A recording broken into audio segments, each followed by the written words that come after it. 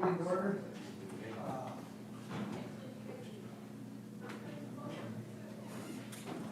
We'll start with Stephanie. Do you want to go over and cut some of that? Sure. I can certainly do that. I can also just, I know we did a big walkthrough last week. I don't know if anybody had any questions following that walkthrough. I did provide on your table this morning, this is kind of that running list that you guys have used in years past. It has all the capital projects. There's a couple additional discussion items that I need to bring to council tonight and just other things for us to make notes on. Why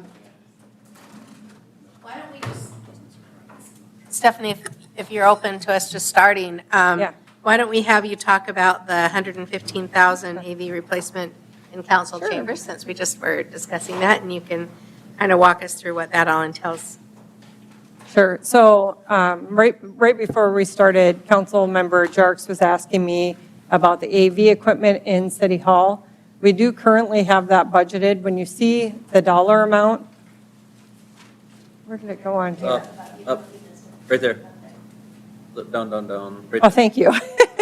So it is a high-cost replacement. It's $115,000. Basically, what's involved with that, I'll go over the basics of it. The mayor might understand the details more than I did because I was not an AV person. But if you look at the back of the room, that black box currently holds all of our audio, video mixing type equipment. All of it right now is 20-plus years old. It's analog version. So we'll be replacing all of that and upgrading it to a digital version. It'll move into the IT closet and be stored with our other servers. We have had issues in the past where people monkey with controls and unplug stuff, and it's caused issues in the past.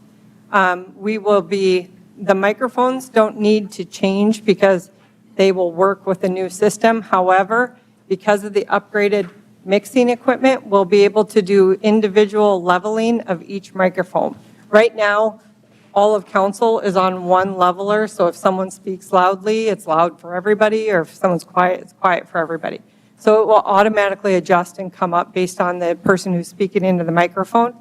The old projector will be replaced with a TV so that the image is clear and visible, whether the lights are on or off. There will also be another monitors, one or two?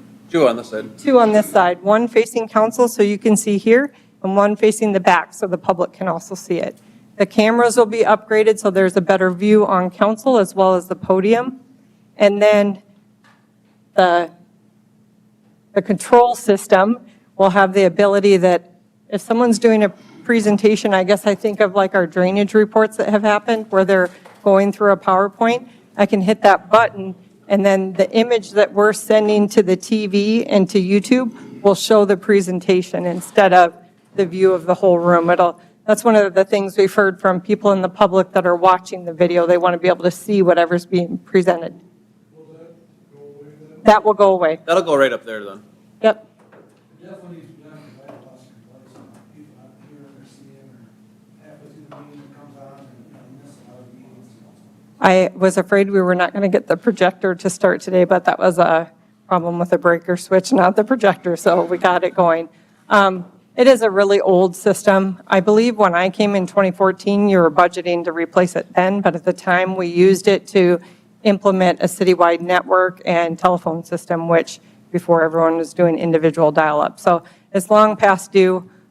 We think it's going to give a better end result for the people who are watching online or by TV. They'll be able to see the same stuff that the city county commission, that was forever ago, that the city I know, don't even ask where that came from.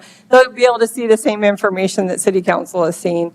I think that'll be helpful, especially when it comes to presentations, when you guys are looking at facts and figures or drawings, that kind of thing. So. There's a lot more people watching. Oh, yeah. Yeah, and they let us know right away when it's not working. How quick would this take place? It would start after the beginning of the year. So we'd have to wait to order until then. So They I said it think would start on a Monday and be finished on a Friday. It's like all week Yep. process. So we'd do it on an off week if we could, when there's no meeting scheduled, so. Mr. President, I was going to jump in quick. Stephanie, you made a comment of our walkthrough last time. I didn't know if you were looking for us for any type of direction. I see Terry's out there. I mean, do we have enough for what we've gone on for the last meeting before we hop For the in here? sidewalks? Yeah. I didn't know what else, if Terry was waiting for Yeah. more stuff, or if we were okay, or what was your comment of? No, when I walked through the budget last time, I know it was quick because we moved on to sidewalk right after, so I wanted to make sure if there's any council questions that you had that didn't get answered, I also have an opportunity to answer those for you.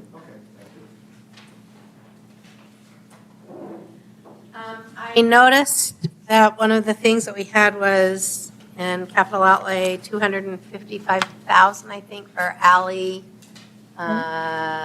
upkeep, or I can't remember what the terminology was. Sure. Do you want to talk about that, please? Sure. It was brought to our attention this year that the city has been charging a fee through our sanitation landfill for alley maintenance. Because we became aware of that, that's going to be budgeted next year. Joe, I don't know if you want to speak to any specific alleys we're looking at, but we know that that's the dollar amount collected that will be applied to the alley maintenance. And that's why you see it in the landfill fund, because that's where the fee is collected. So it's right here for $255,990. Yeah, we do have some alleys on our radar that have been requested to be upgraded, What does that look like? What does upgraded mean? meaning hard surfacing to concrete, increase or doing grading, improving the drainage, those types of things. So we do have a list of alleys that we know need attention. The residents actually requested for those to be assessed, but we're going to have to work through kind of what that future plan looks like on these dollars that are available versus assessing, and a happy medium between those. So one of the reasons that kind of occurred to me is because we've asked everybody to bring their garbage street side, and all of those people who live where they have an alley really have begged to be able to keep their garbage cans going to the alley. Does this change any of that, or is it just an improvement that will serve, for general access? Just general access. It's not expected to change how we are currently collecting trash. I thought so, but I thought we should clarify. Other questions? John? A question regarding the second page, residential dredge improvement project, requested $21,500,000. What was the vote approved, how much to borrow, or the city to borrow? The amount borrowed is 16,000. Sorry. Jeez, yeah, that's way off. 16,900,000 something. 16,800. Here, I'll pull it up right now. 68 to 21,000. Because the total project cost has always been $25 million, the difference would be made up out of the $4.6 million that City Council designated in cash. And then we had $3.5 million that was already budgeted this year for the drawdown in Jetty, or the drawdown construction, excuse me. So the total project cost is $25 million. It's $16,815,900, I believe, is what we I think that's correct. approved in the SRF loan. And then we have $4.6 million coming from reserves that council designated. But we do have to show the total costs in the budget. It's anticipated that the 3.5 that was budgeted for the drawdown in 2024 will be supplemented into 2025. Another quick question. I think the subsidies are like over $1 billion. Do we have to take out of the budget, we have to propose it on the, we put something in there, we have to take that out? So currently I did, just for council and the public's notice as well, I did notify all the subsidies to be present at the next meeting in case you had questions that you wanted to answer. As to President McCardle's question, we currently have $806,983 that is included in the budget. This is not all right, though. Here, hold on, because that's totaling everything. Last year's level, so the general fund was added to the general fund contingency, and then there's 250 in the entertainment tax. So if you go above that 680, you'll have to make adjustments. Yep. 680 plus the 250, or? nope, I'll show you here, hold on. Well, yeah, 680 out of the, General yep. and 250. Wow, I am really cannot see the subsidy list. It's the other way. This way? Yep, right there. Thank you. It's a big worksheet, so sorry, I've got a lot of stuff in here. So last year, that we had $380,000 in general fund, $250 in entertainment tax. That 380 was added to the 2025 contingency so that you could fund subsidies up to 380 without having to make any changes. If you give any subsidies above a total dollar amount of 380 out of the general fund, you need to cut elsewhere. Additionally, in the entertainment tax fund, we budgeted 250. If you're going to go up to 275, you will need to cut back somewhere else in entertainment tax fund. Does that answer the question? Okay. And if we, What did I say that was, 280? if we left it at last year's levels for each concern, are we okay then? Yes. So if everything was at last year's level, I have that factored into contingency now. So I would reduce contingency and just add it into those subsidies. If you go above that 380, you'll need to make cuts elsewhere to balance. And I will update this to the right dollar amount. So on your sheets, this should say 380,000. I don't know what I was doing today, sorry.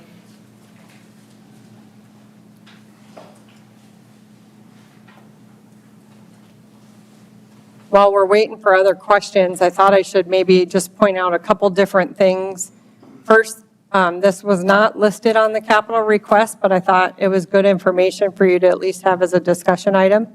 If you look in the fire budget, we did include $285,000 towards a future fire truck. We anticipate it would cost that amount times 4 years to fully fund that fire truck.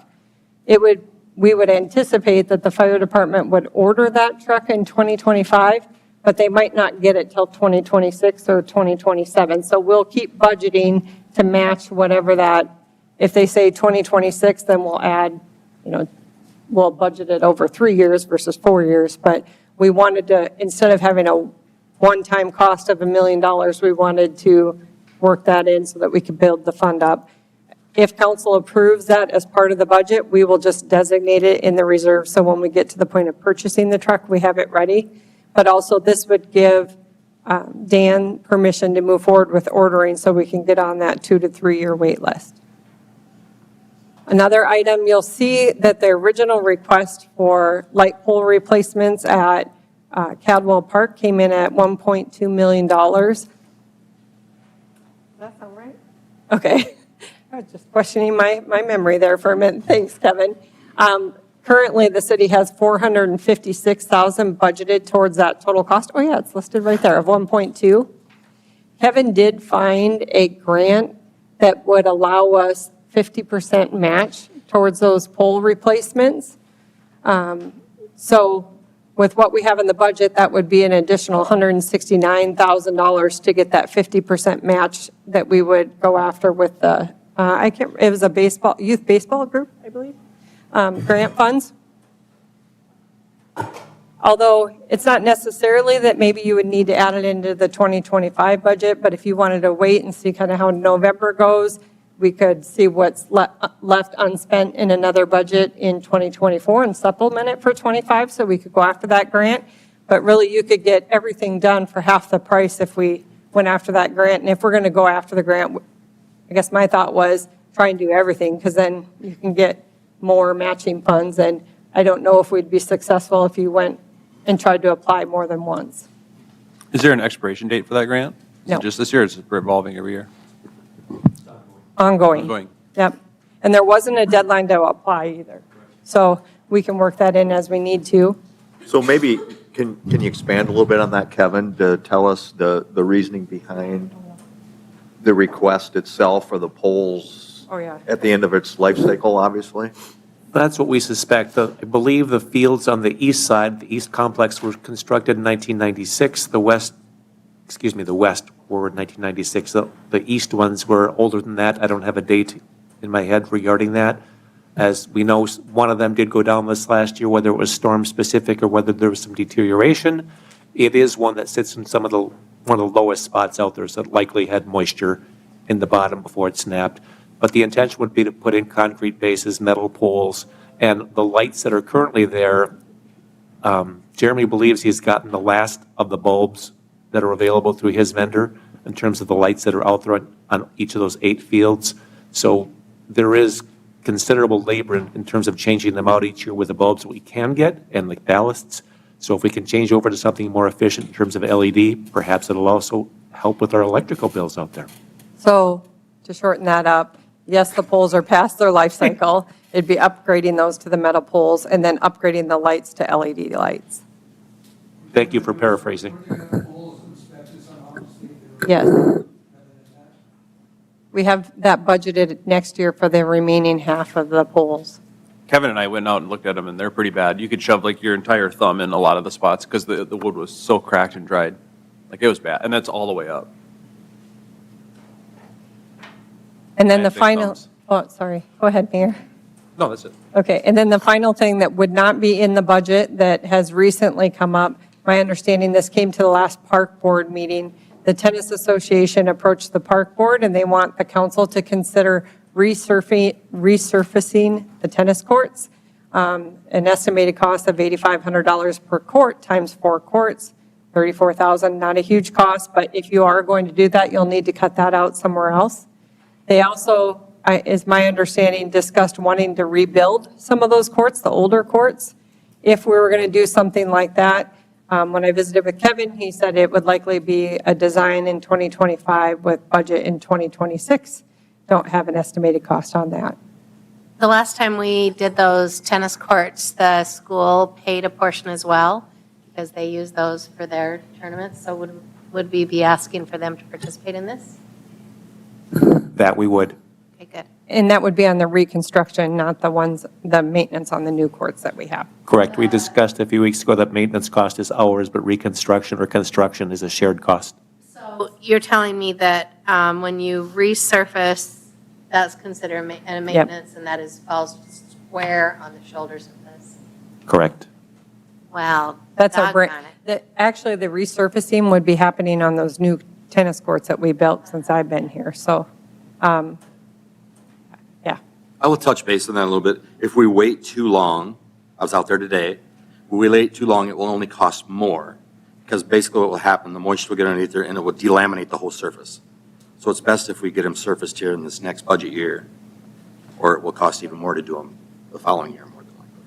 Are you talking about the 34,000? Yeah. Yeah, and that was the general consensus, I believe, of the mayor and Park and Rec Director, Kevin Nelson. But because the budget had already been presented and this came in after budgets were due, it's going to be up to you guys to make that offset somewhere else.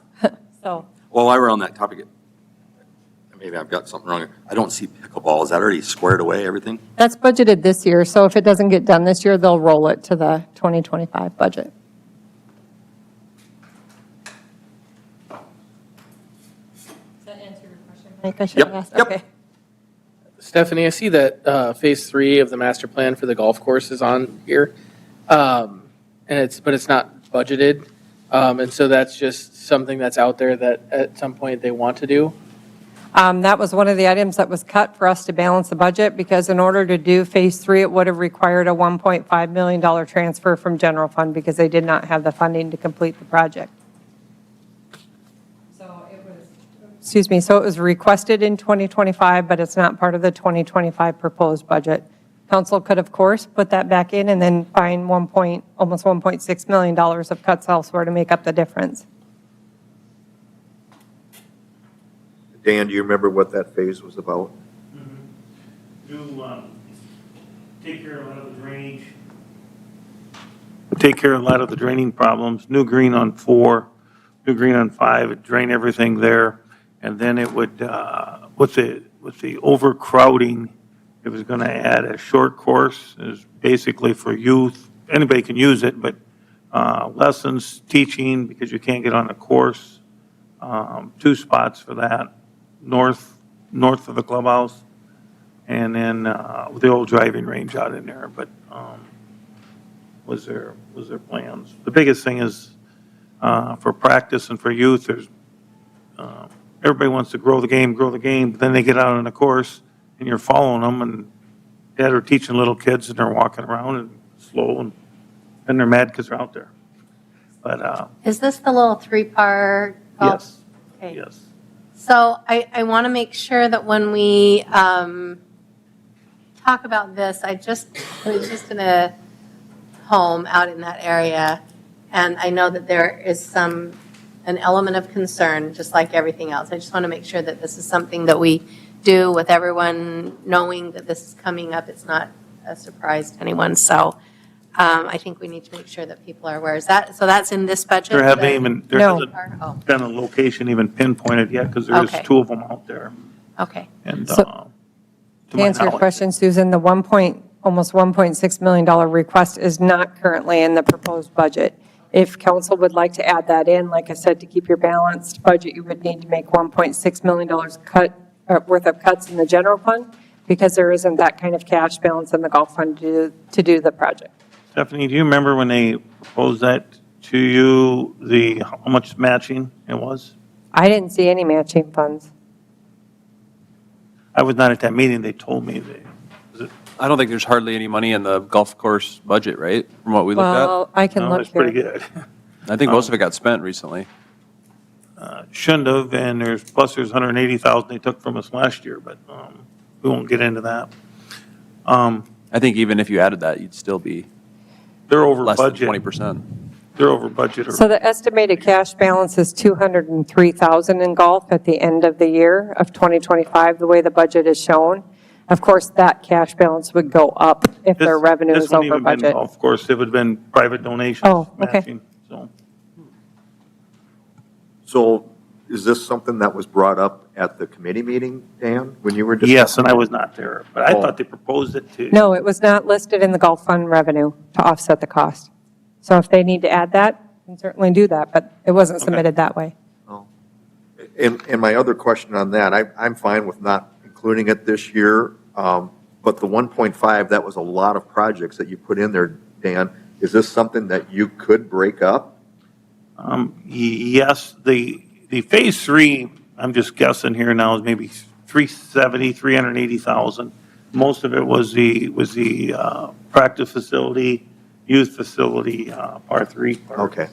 So that was where it was coming from. Well, I'd be interested in the amount of match. That's always gets my interest. The amount of match was greatly, and I don't even want to throw a number out because it'd be guessing, but a lot. So, Okay, well, why don't you, if you can get that for our next Yep. meeting possibly, so at least Yep. we're aware of it. It looks really nice for what we did this time, and I know we kind of got stalled a little bit with the possibility of not following through with the plan that we had initially approved. So I would like, first of all, I understand, I did have a conversation with Eric out there, and he said that they are, sometime in next month, they're going to start the process of bringing somebody in to take a look at those boundaries that they said we could not build on. I don't know if that's true or not, if that's still the case, or at least haven't start heard the, anything.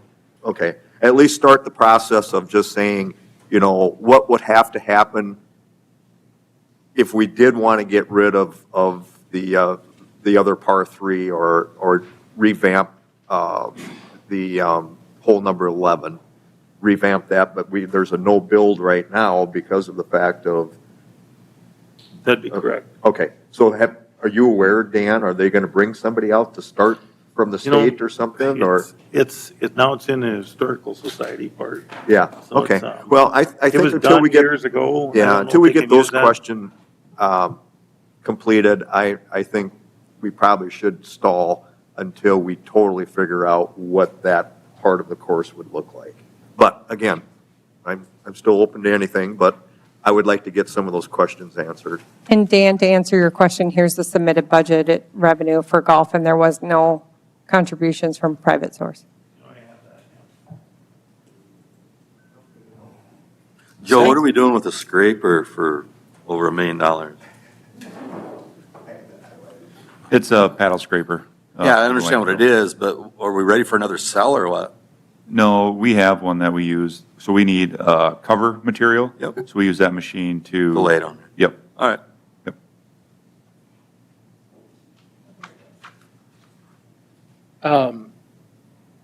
The equipment that's listed on a 5-year lease for, looks like the golf course, that was already approved previously as a part of council last year, right, for 25, if I remember right? We gave authorization for that?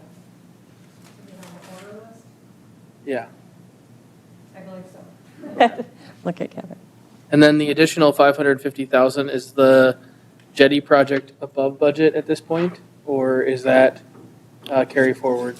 That was due to the sidewalk costs, and it was not included in the 2024 budget.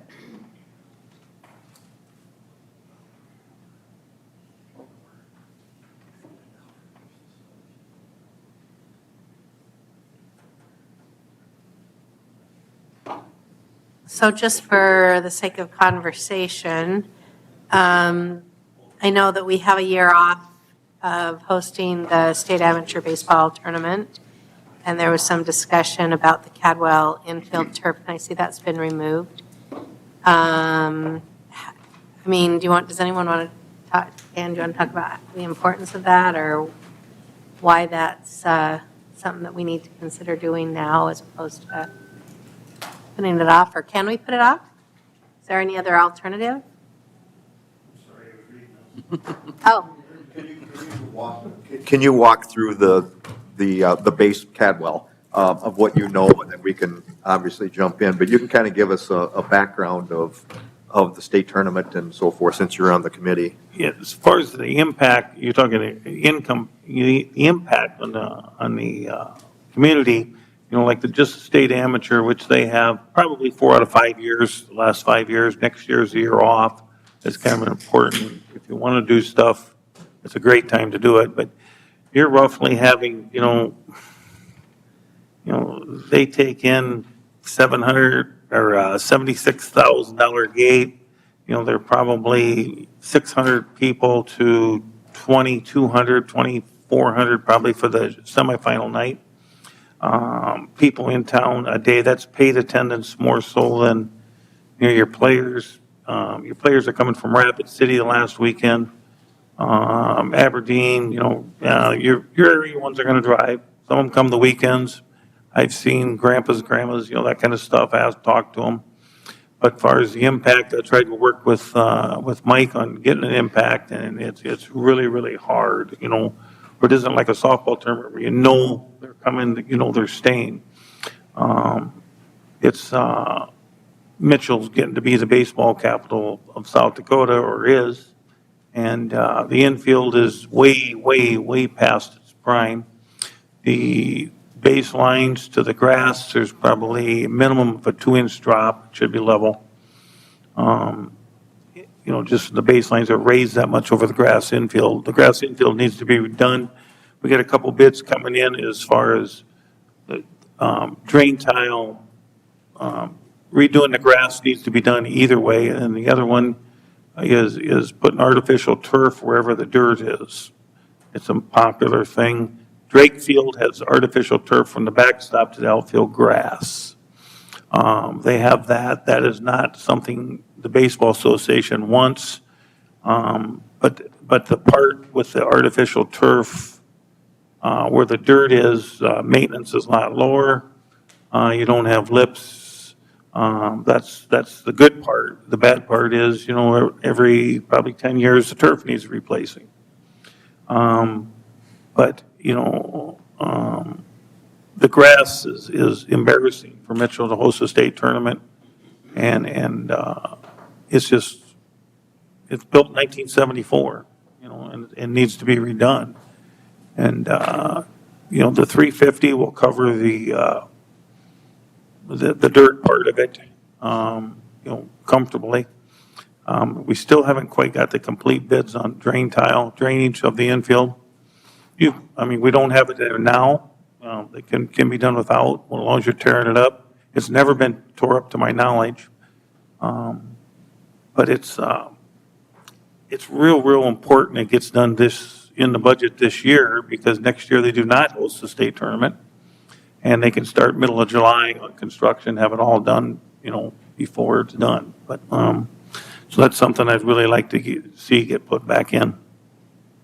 And just to answer to that a little bit, so the Cadwell infield turf, you'll see there for $350, and I think the field fence was part of that too, right, Dan, for $100, the field fence as well?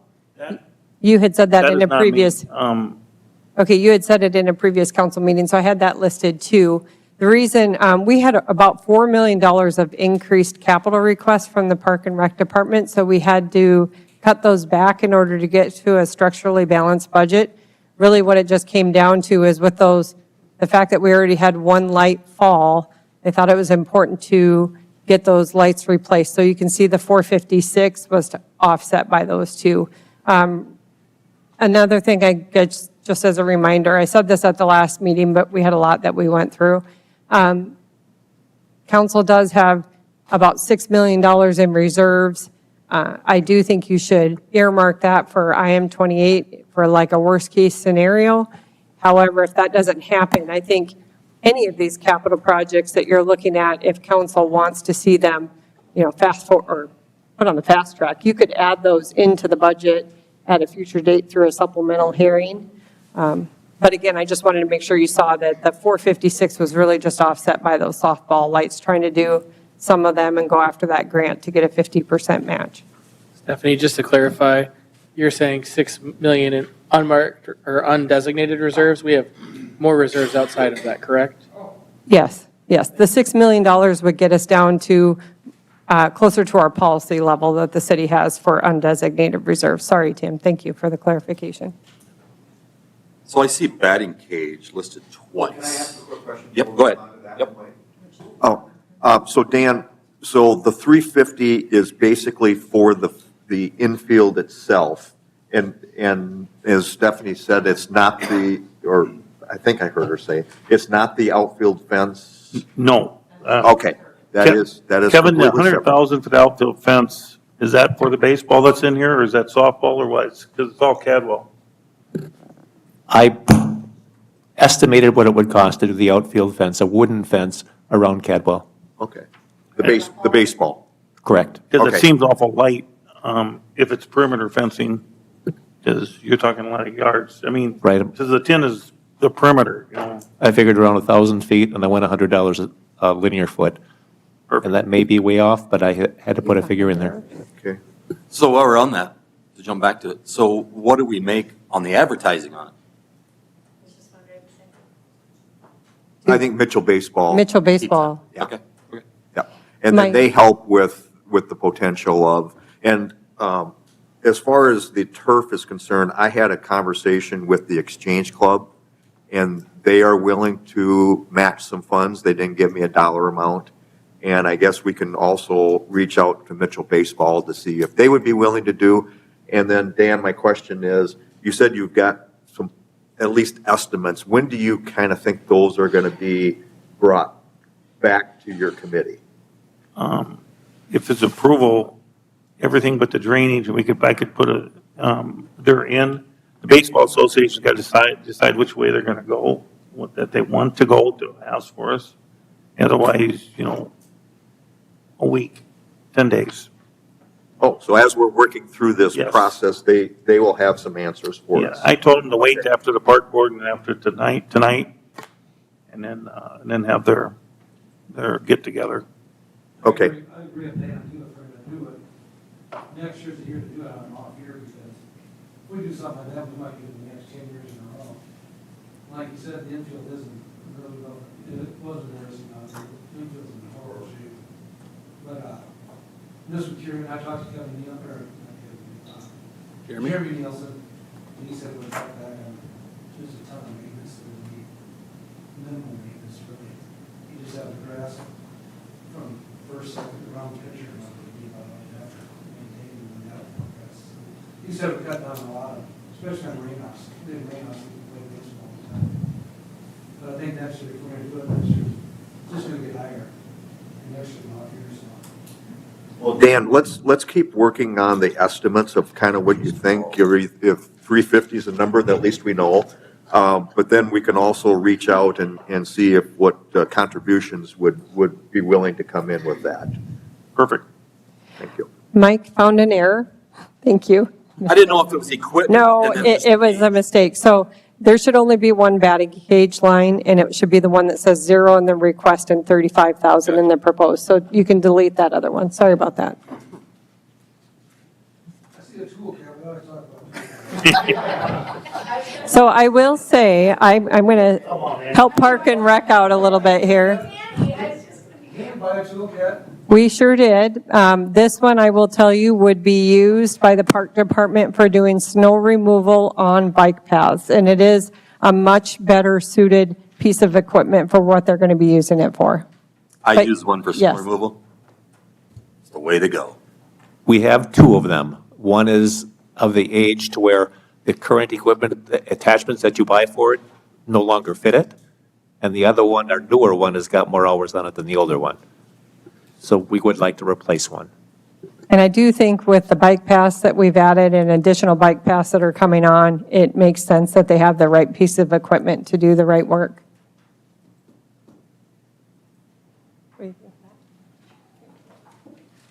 I see Gaynor Park is listed for new playground equipment. Would that be us doing the work in-house or having contractors come in to replace all of the equipment? Fair question. It would be the contractor doing the work. And I think we got a grant for And that, that right? one shows that we would be applying for a grant to pay for a portion of that cost. I think it was 98,000 was the grant that we budgeted. Correct. You were talking, Mark, what's the, Pat Young, I'm just curious if Pat Young, just on this side here. Still scheduled with that contractor. He came back from his South Seas scuba diving vacation. He thinks he got COVID. He contacted our park superintendent, said, I'm traveling that direction. He said, it'll be a couple days before I get there. So we'll see when he actually arrives. So I'm going to be Danny Allen again a little bit more. One of the things that he always talked about were pickups. Yeah, that was the other thing. So I see that we have a pickup, we have a 1-ton dually pickup, and one of the things that we like to see is when we can take equipment and share it between departments. Can you tell me about why we need a 50,000, a 75,000, another 75,000, and a dump truck just to add it in? I think if you could, when you guys are pointing those out, if you could speak to the fund that's right beside it, because I think Okay. those are all in utility accounts or enterprise funds, and they're being paid for by the enterprise fund. Yep. Pickup, a 1-ton are both in water distribution, dump truck and water distribution. Oh, I see what you're saying. And then we have another pickup in sanitation collection. Sure. Yep. Okay, never. Otherwise, I would have highlighted them in advance for you. Joe, are you adding a driver for the truck or replacing a truck? Replace. We are replacing. All of its replacement. Okay. Yeah, that's a really good point to look at. Yep. Sometimes we just like big picture, we don't. So, thanks. So I printed out the one that was sent to Yep. us, but then I haven't searched yet, but on the streetscape for Second and Fourth, is this with money that is coming from the Entertainment tax. entertainment? Yes. Yep. Okay, So, so it's nothing in general then? yep, so I have Main Street, remaining streetscape expenses at 200,000 out of entertainment tax, and then I've got the Corn Palace Plaza expansion. We don't have that finalized. I realize that that's probably not an accurate number, but I wanted to have something in there as a placeholder for that project as well. We do have some reserve funds available for that Corn Palace expansion, and I do think we would have the opportunity to seek some sponsorship opportunities for features within that plaza. They might lend themselves really well to that, so. Where's the garage lighting on it? Is that one? That is in Palace Transit, and they are getting grant funds to cover, I believe, is Jessica here, $13,000 of it? Yeah, it's $12,000 or $13,000. They get grant funds to offset that cost. I also don't know what the general feeling of council would be, but personally, rather than spending $14,000 on refinishing another 1,000 seats, in the Corn Palace. I would rather earmark that money to potentially look at replacing seats at some point in the near future. I ordered samples, but they're still not here. They're supposed to be here in 3 weeks. It's been like 6, so we could all try, but I followed up multiple times. Mike's made sure that I followed up a lot. They're still not here yet, so I apologize, but I can show you the emails I asked a long time ago. Kind of what I'm doing right now, too, as we're going through, I'm making notes of the discussion items that you guys are bringing up, and I'll have that list for us as well at our next work session, just so you all know. I want to look at the fire and EMS, this, I don't know what this RDC rescue crap is. So I have it, I bet I don't have it on here. I did have a picture of it. It's a, do you want to explain it? Are you here, Dan? Oh, that's right, he's not here tonight. I knew that ahead of time, my bad. It's one of those floating boat things, right? Yeah, they use it for rescue when they're going to emergencies. Here, I'll show you. Yeah, it's like a floating boat that has like a quick response, so they can put it in the water and they can pull people on snow, and it's like not really a boat. It's kind of like, it's almost like a mini pontoon deal. Here you go. Because we Googled it Yeah, when we there it were goes. talking to them about it. So when they're responding, like, I can think of times when it's during weather events and they had a car that went into the ditch that, they use it No, for that. They rescued Yep. that dog out of the sewer lagoons. Yeah, sewer lagoons, true. They had to swim in the water. This would save them from that. June 20th they used it? Too? Yeah, okay. Huh. So,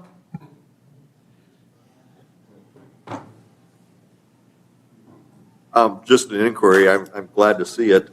Indoor playground at the rec center. I was just highlighting those because I thought council might want to know. All 3 of these items here are being paid for by funds that they receive from a private donor to do Really? upgrades to the rec center. So this is the final of, I think we started with 300,000, right, Michelle? And this will be the final use of those funds for the new front desk, the indoor playground for the youth room, and then they're doing multi-station machine and benches in the rec center as well. I don't know if we're at liberty to say, because at the time, I don't think they wanted us to. It's grant funds or donations. So where's the equipment going, Kevin? The kids' playground equipment? So if you go in the main hallway, down on the right side, just beyond the meeting room, the conference room. Where the old purpose. Correct. Yeah, they have like a rock climbing wall in there too, right now, right? It's a horizontal rock climbing wall. Yep, so there's like a little rock, it's about this big, but it's about this long, and then they're gonna put an indoor playground. It's pretty cool.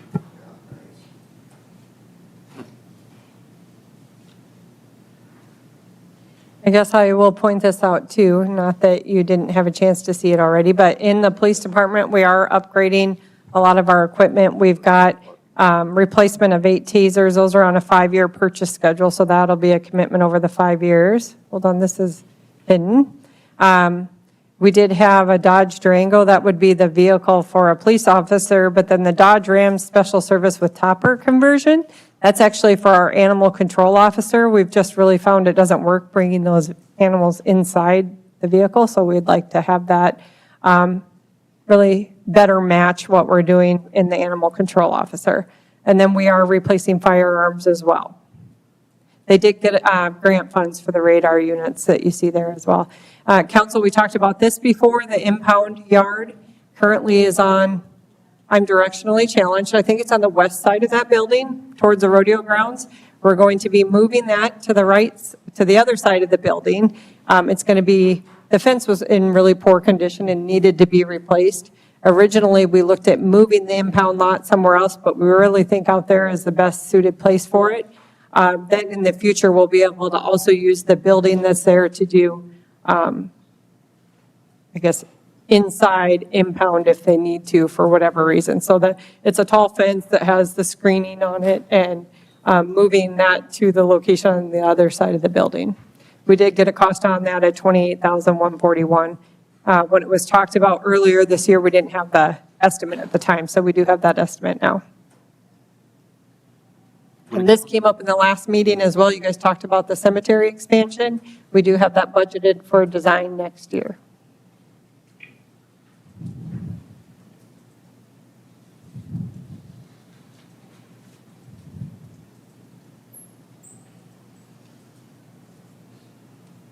And I know we talked about this, but just for anyone in the public that might be listening, we did do a very conservative revenue projection. We were trying to leave off that potential loss of 1.4 in sales tax. So, of course, we wanted to cut back on any request to make sure we presented a structurally balanced budget, which has been the council's policy in the past. What happens if that vote fails? Do we have to add that 1.4 back in? Council has the ability to do that. Yes, you could do a supplemental budget hearing and add the 1.4 in revenue and the 1.4 in expenses to offset that. And you wouldn't even have to, could we do a supplement in end of 24 for 25? Or do we need to wait for 25? Yeah, so we could do it right at the beginning of the year in 25. On sidewalk replacement, we're spending more on gravel than we are actually the sidewalk replacement. What's that about?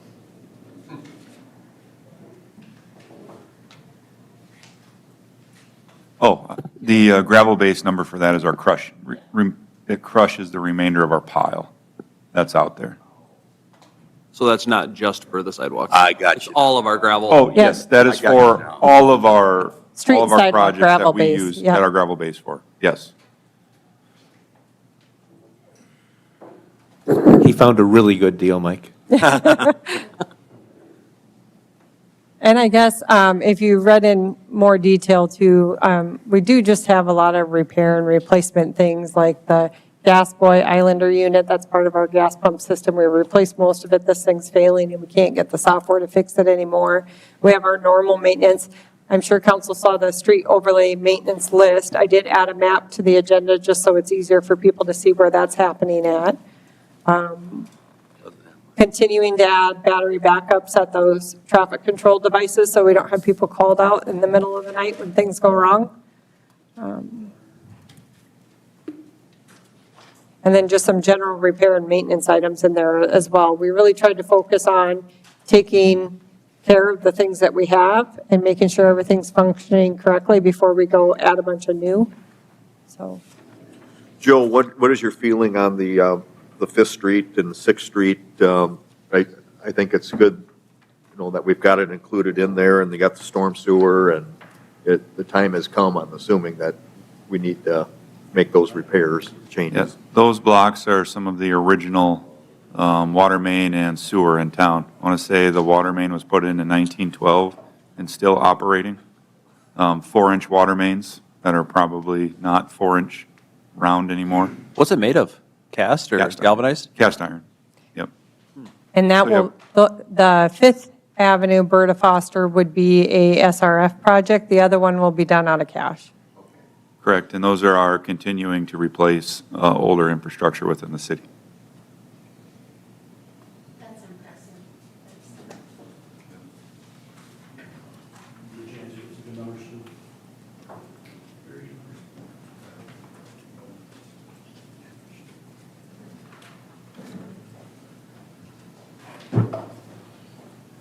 Any questions, anything else on that?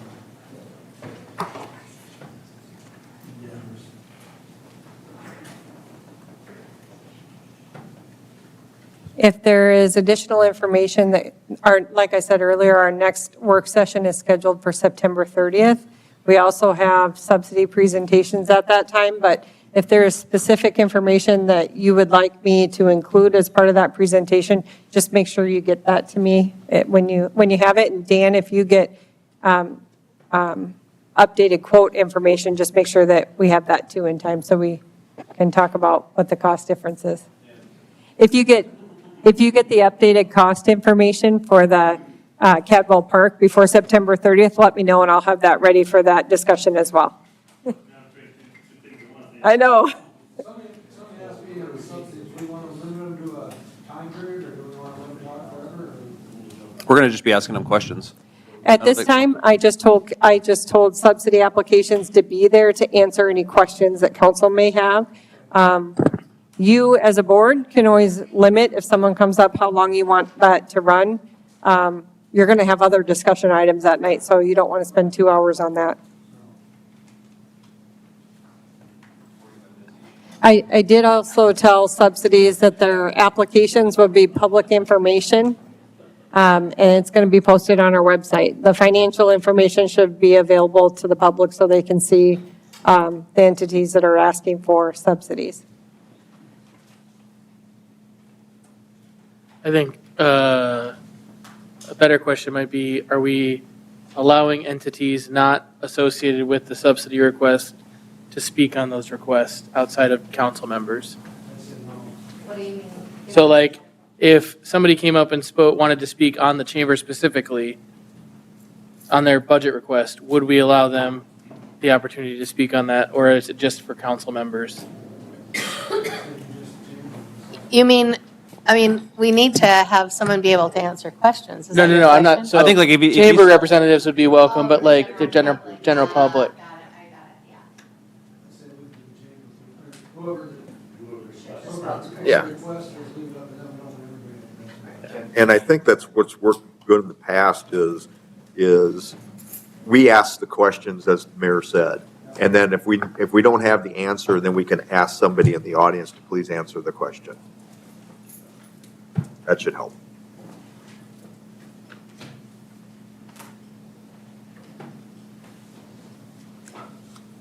Is there other direction for me prior to the next meeting?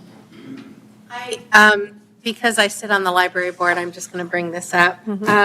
Currently, the library does not, I think across town, you'll see that most of our facilities have signs that are lit and great. And they looked at, have you got that one? Yeah, it's right above here. I clicked on the wrong one. The digital sign on Sanborn. And, I just feel like that's it's one of our city buildings. And so I just bring that up because I think it's something that we should, if there's money in the budget, I think that would be a really good use of money, and maybe you can talk about that. Sure. One of the comments that I gave to Kevin, we talked about this a little bit. I think he's going to have some funds left over in the library budget this year from health insurance that he might be able to roll over. But also, as you're all aware, there's fees and charges charged by the library, and those fees go into the trust, the library board's trust fund, not into the general fund. So I think the library board should also provide some matching funds towards that sign as well. And that was a discussion item, and so I was actually going to bring that up, but I wanted to see what you were going to say first. But I know that as the board, there was some discussion about having some matching funds. How many other city facilities have digital boards? The activity center does. I think that's the only one. The ice arena. Like is that digital or is it backlit? Oh, It's digital? yeah. But didn't the Hockey Association pay for it, I believe? You got me in that history. I think the Hockey Association might have paid for the sign. Yeah. So, in my opinion, when we're balancing budgets, the digital marketing, or the digital sign for Sanborn, to me, came on a lower priority list than like the light poles that we have that were falling over, so. That said, to have a better signage would be good there for the library. It's in a place where it should be more visible than it is, and it just kind of. Yeah, and when Kevin and I looked at the budget, we thought he might have half of that left over in this year's budget. He could roll to next year, so. If you got time for one quick one, real quick. Joel, I'm assuming that the traffic lights on 7th Street are not in the budget because it's in current budget. And if that's the case, then what is your plan of attack on that? Are you going to start to try to rebid that at some point? If we rebid, I'd be looking for a direction from council to give that green light to rebid. We can certainly rebid. Looks like we need to rebid. We already lost one on First Street. Yes, we did. So we don't have to accept the bids again, but what is your take on it, Joe? Is it wasting your time, or do you think that there's a possibility of getting some better numbers? I think there are ways to achieve a better number than what we received the first time. So to answer your question, yes, I do believe there is a way to get a better number. I don't know. What do you guys think? You can always say no. We did the first time. It's worth rebidding. I mean, you're going to get a better number right now anyway. numbers are dropping, people are hungry. So you're gonna get one better if you have some other kind of avenues to even get that number even, better for us, Joe. Obviously, we'll take a look at that too, but just the original number should come back lower to begin with. Remind me how much that came back the first time? I want to say it was around $500,000. So if that's the general direction you would like to see, we could schedule that for an upcoming council meeting. And as someone said, it's already budgeted in '24, so if council wants to accept the bids, he can move forward then. Take a quick break, let's go to the next meeting. Okay, thank you, everyone.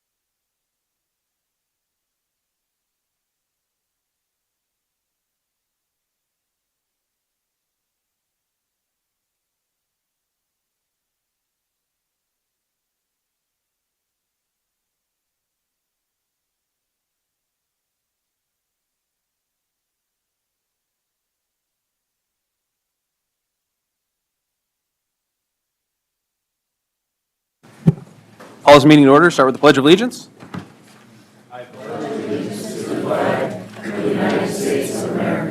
And to the republic for which it stands,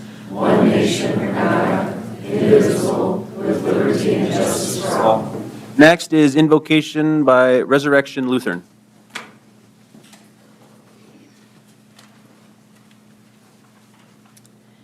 Heavenly Father, our Creator, you have ordered seed time and harvest, sunshine and rain.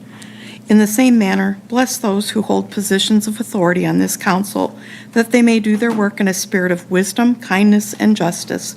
Help them to use their authority to serve faithfully and to promote the general welfare of the community they serve through your Son, Jesus Christ, our Lord. Amen. Thank you. All right, start with the roll call. Smith. Charks. Here. Bathke. Barrington. Here. McCardle. Dosher. Goldammer. Here. Sabers. Okay, we have a quorum. Approval of consent agenda items. Items appearing on the consent agenda may be removed by a city council member for discussion at the beginning of the formal agenda items. Does anyone want to speak on any of this in the council?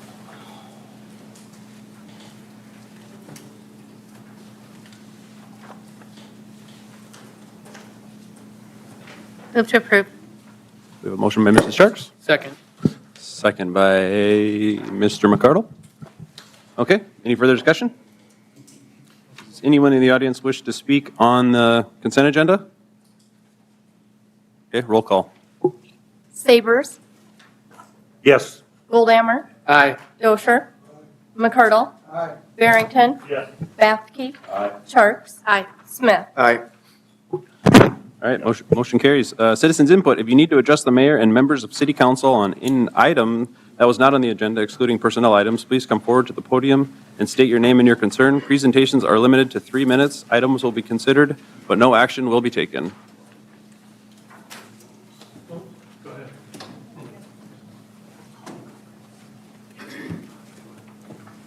My name is Kimberly Baker. I'm here in Mitchell.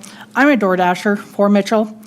There's several things you guys don't see what I see when I'm out driving. One of them is the dogs, whether they're on a leash or not. I don't know how many dogs I've almost hit because they are not on a leash, whether their owners are right there with them or whatever. They need to be put on a leash no matter what. I don't care, whether the animal is nice or not. I've almost hit several dogs because they are not on a leash. And I've had several of them literally run out in front of me, and if I had not have stopped, I would have hit that dog. So I would really think you guys should put the leash law back into effect before somebody's dog does get hit. Thank you. Thank you. Does anyone else wish to address the council?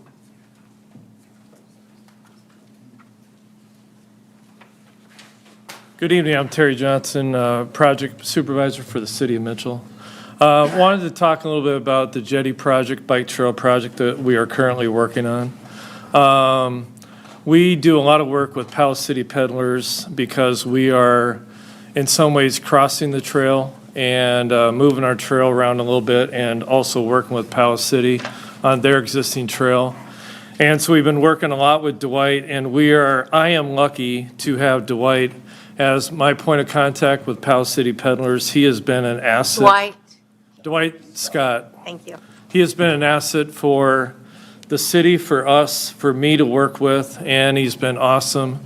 We originally walked the trail together once it got staked out, made some adjustments in the trail, and we got to the end as what Stephanie had shown on the screen. And it's where the end of the existing gravel trail meets the parking lot.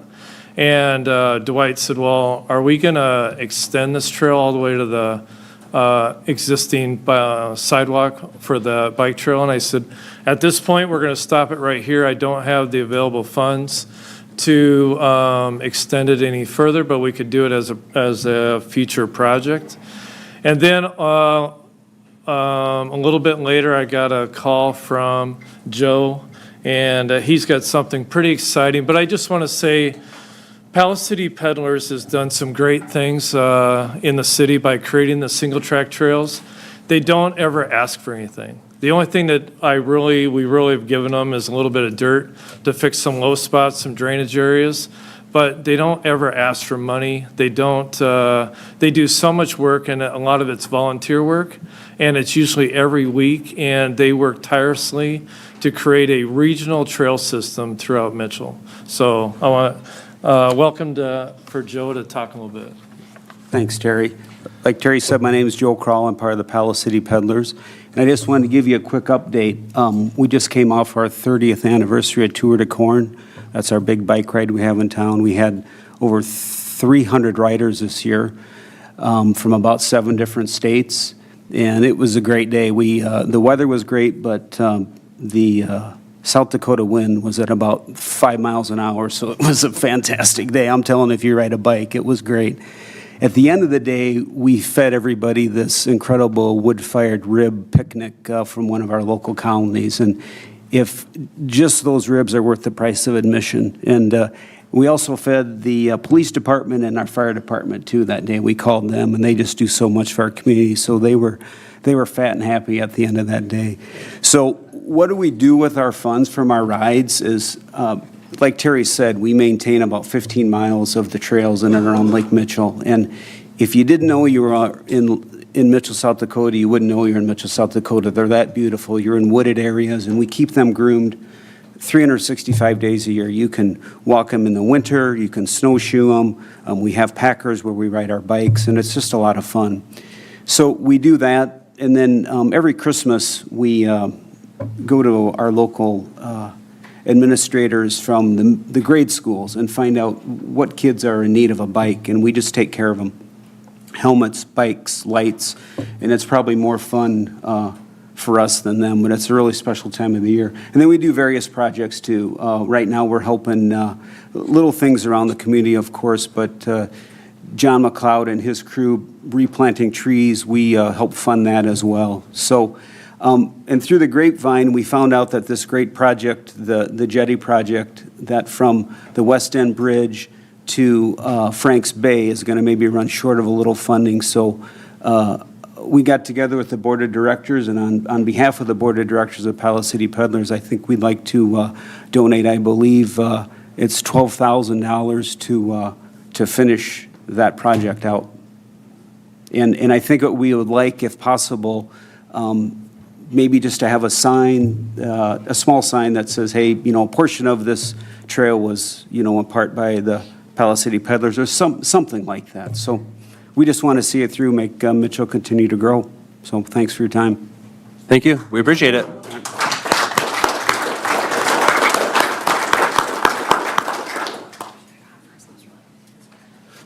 Anyone else wish to address the council? Hi, I'm Elizabeth with Mitchell Main Street and Beyond, and Oktoberfest is Saturday. We also partnered up with the Outcast Car Show, and 437 Project is happening that day as well. So come out to Mitchell on this coming Saturday. There's going to be events all day long. Kickoff, there's going to be the Outcast registration is going to be at the North Vern ID. So any hot rod, any vehicle that you're proud of, you can sign up there. The parade starts at 11:45. Oktoberfest is going to be from 1st Street to 2nd, and then on the side streets there with the construction down by the depot, we had to pivot a little bit, but it's going to be great. We have all the activities again. Kickoff is at 11 a.m. There's going to be pumpkin throwing, musical chairs, stand holding, keg races, strongman contests, wiener dog races are at 2 o'clock. So if you have a wiener dog, bring them on out. They are cherished by all. We usually have a very good crowd for that 2 o'clock. But not also at 2 o'clock up on the Corn Palace Plaza stage is going to be that 437 project is happening too. So they'll have a great presentation during that time as well. So come out to Mitchell and come see Main Street on Saturday. Should be a good time. Thank you. Thank you. Anyone else wish to address the council?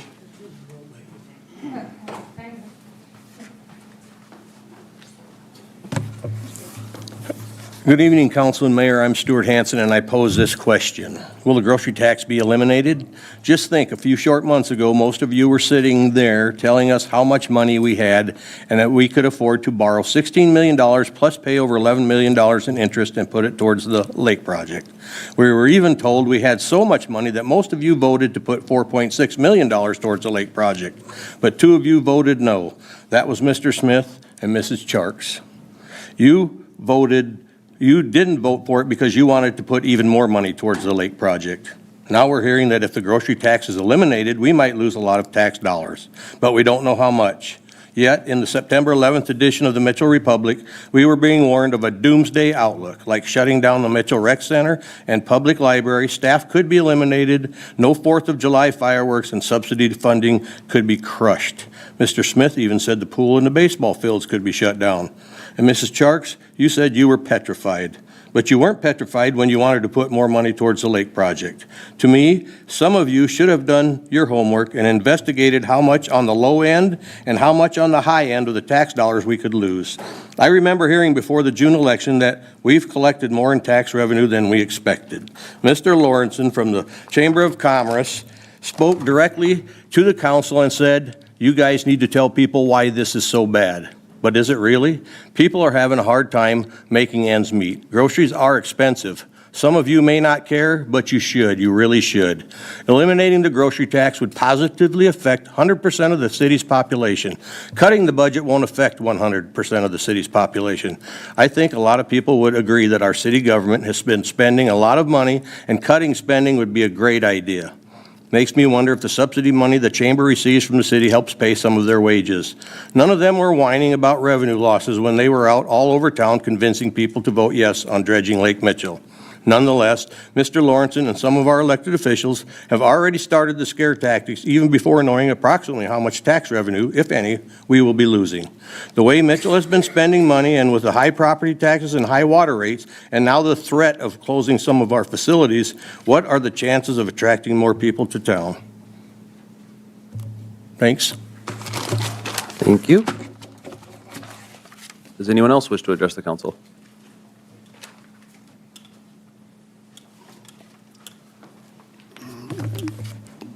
Good morning, Council and Mayor. I have a handout I'd like to provide. I got 10 copies, one for each council member, one for the mayor, and one for the city administrator. You may be wondering why I'm handing out a Brookings County audit report. Well, last Tuesday, the Davidson County Commission approved an ordinance to combine the audit and treasurer office. And the issue of Brookings successfully accomplishing that task was used to rebut those of us who were concerned about internal control issues by combining those two departments. So this Brookings County audit report was issued March 19th, 2024. And I'm going to take you to page 6. At the top, it noted numerous significant reporting errors within the annual reports prepared by the county. This finding has not been resolved and has been restated as a current audit finding 2022-001. And that starts at the bottom of page 6, and you can see it on page 7, they noted numerous significant reporting errors. I counted 53. On page 7, page 8, page 9. And the recommendation on the bottom of page 9 states, we recommend the county strengthen internal controls over financial reporting. The responsible officials responded with not to respond. The second findings on page 10 regarding monitoring tax increment financing districts. And if you go to page 11, at the top, there's a bold section. It talks about how the TIFs of the city impact the levy to the school district. And because 2 of those TIFs ended in 2019, the auditor continued to charge the property owners of the Brookings School District the extra tax. So they overtaxed the citizens of the Brookings School District by $470,000. Now, this does not look like a good example of how we should operate county government. Again, the recommendation on the second problem was that we recommend the county, in conjunction with the cities, to develop internal control procedures to monitor the levy requirements for each tax increment financing district. The view of the responsible officials of Brookings County, again, was management chose not to respond to this finding. I find this very troubling, and this is why I'm beginning to a referendum on the ordinance that the county passed and take it to the vote of the people. Thank you. Thank you. Does anyone else wish to address the council?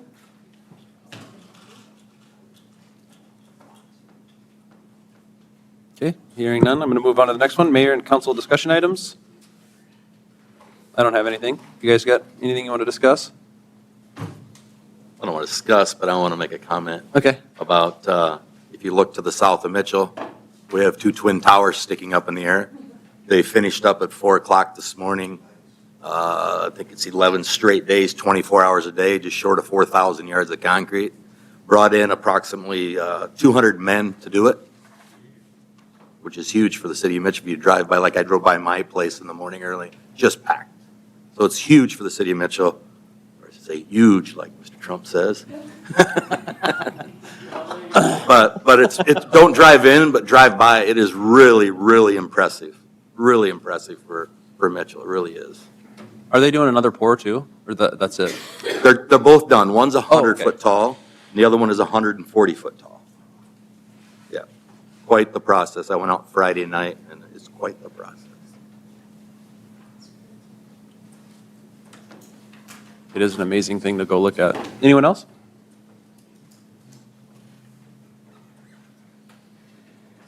Alrighty, we will move on to the Board of Adjustment. Entertain a motion for the City Council to recess and sit as the Board of Adjustment. So moved.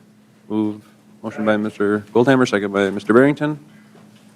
Any further discussion? Anyone in the audience wish to speak to this? All right, all those in favor of the motion say aye. Aye. Opposed, same sign. Motion carries. All right, hearing an action of the application for Alexis Crest conditional use permit. Mr. Jenigas. Mr. Mayor, Council, notice was sent out to the neighbors, published in the paper, signs posted. Planning Commission recommended approval, 5, 1, and 1 absent, with the 3 conditions of license non-transferable, businesses cease to operate for 6 months, new application will be required, and pass a fire inspection. There were 3 addresses that were returned in favor of it. I say that because you only see 2 in your packet, but one of them had double address on it. So there's 2 letters, but 3 address houses there.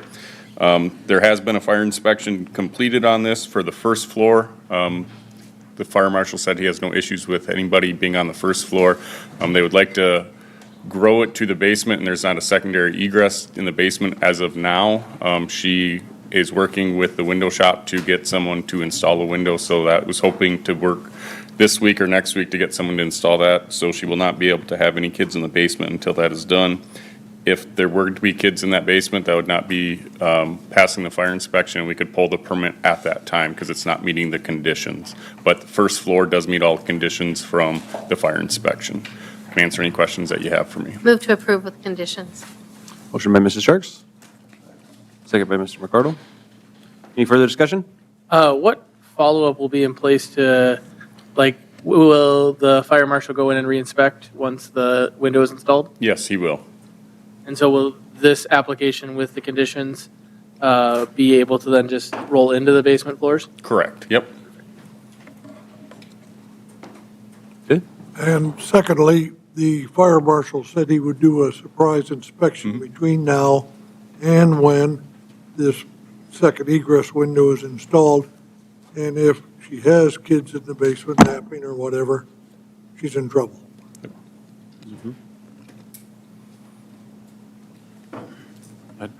Just to add on to that, I mean, you're dealing with the conditional use permit tonight, but the fire code is its own independent,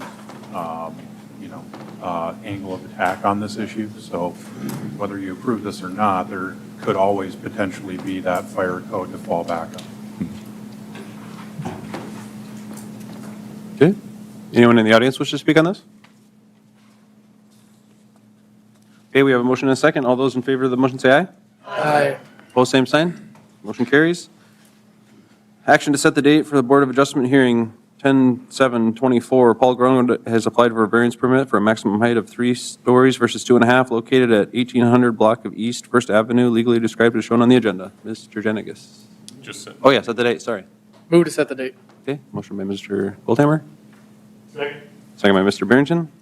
Any further discussion? Anyone in the audience wish to speak on this? Okay, all those in favor of the motion say aye. Aye. Opposed, same sign. Motion carries. Okay, reconvene as city council. Entertain a motion for the Board of Adjustment to adjourn at the city council and reconvene in regular session. So moved. Moved by Mr. Goldhammer. Second by Mr. Bathke. Further discussion?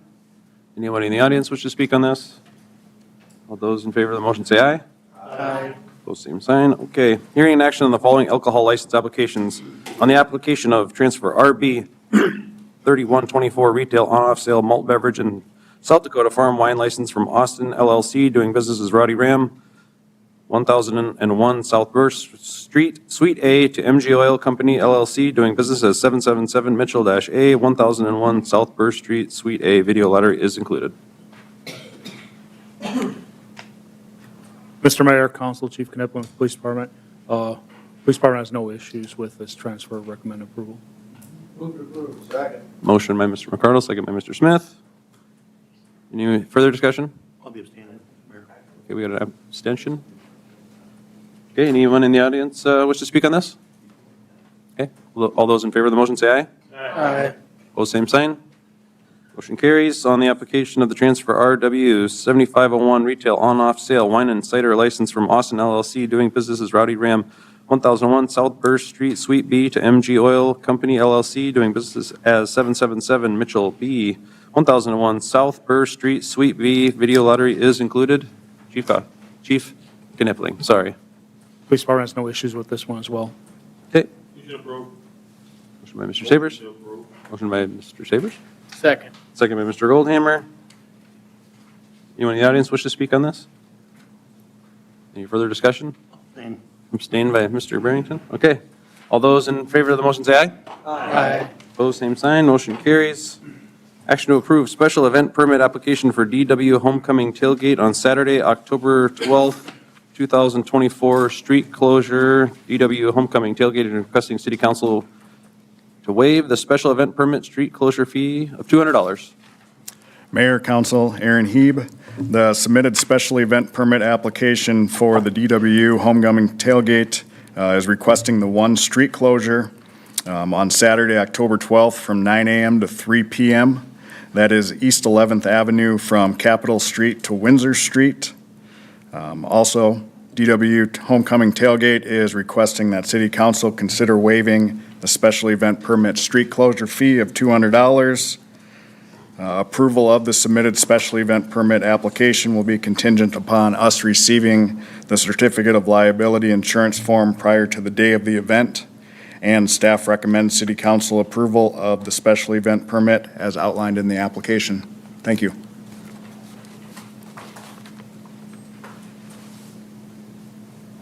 I did have a question on this, or I guess You want to get a motion? motion to approve. Motion by Mr. Goldhammer, Second. second by Mr. Barrington. Any further discussion? Yeah, I just was wondering, as I looked at that map, if it made some sense to close the street from, is it 11th, right in front of the larger parking area in front of Joe Quinnell there, from Burr to Capitol. If we're closing the street across, I don't know if there'd be walk-over traffic to be concerned about in that area as well. Just that 11th area, 11th from Burr to North Capitol. Isn't this pretty much standard how they've done it for years? This is the area that they've. Yep, this is the street closure they've requested. Yep. This is the same location as last year. Last year, they did request police guard crossing on Capitol, which did not get approved with a permit. The reason we don't want Capitol closed is because it's one of the main throughs through town. And it sounds like last year there were no issues when people cross the street to go to the game.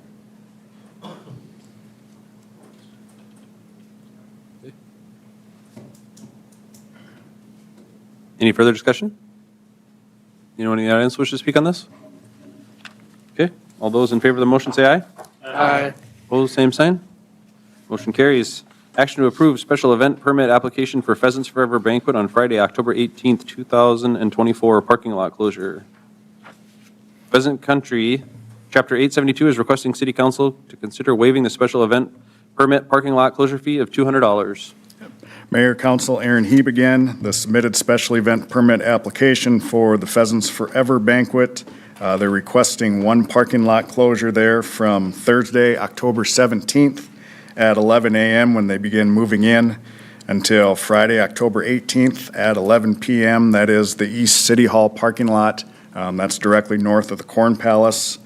As the mayor stated, Pheasant Country Chapter 872 is requesting City Council consider waiving the special event permit parking lot closure fee of $200. Approval of the submitted special event permit application will be contingent upon us receiving the certificate of liability insurance form prior to the event.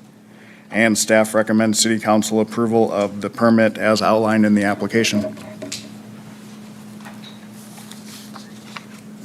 Motion approved. Motion by Mr. Sabers, Second.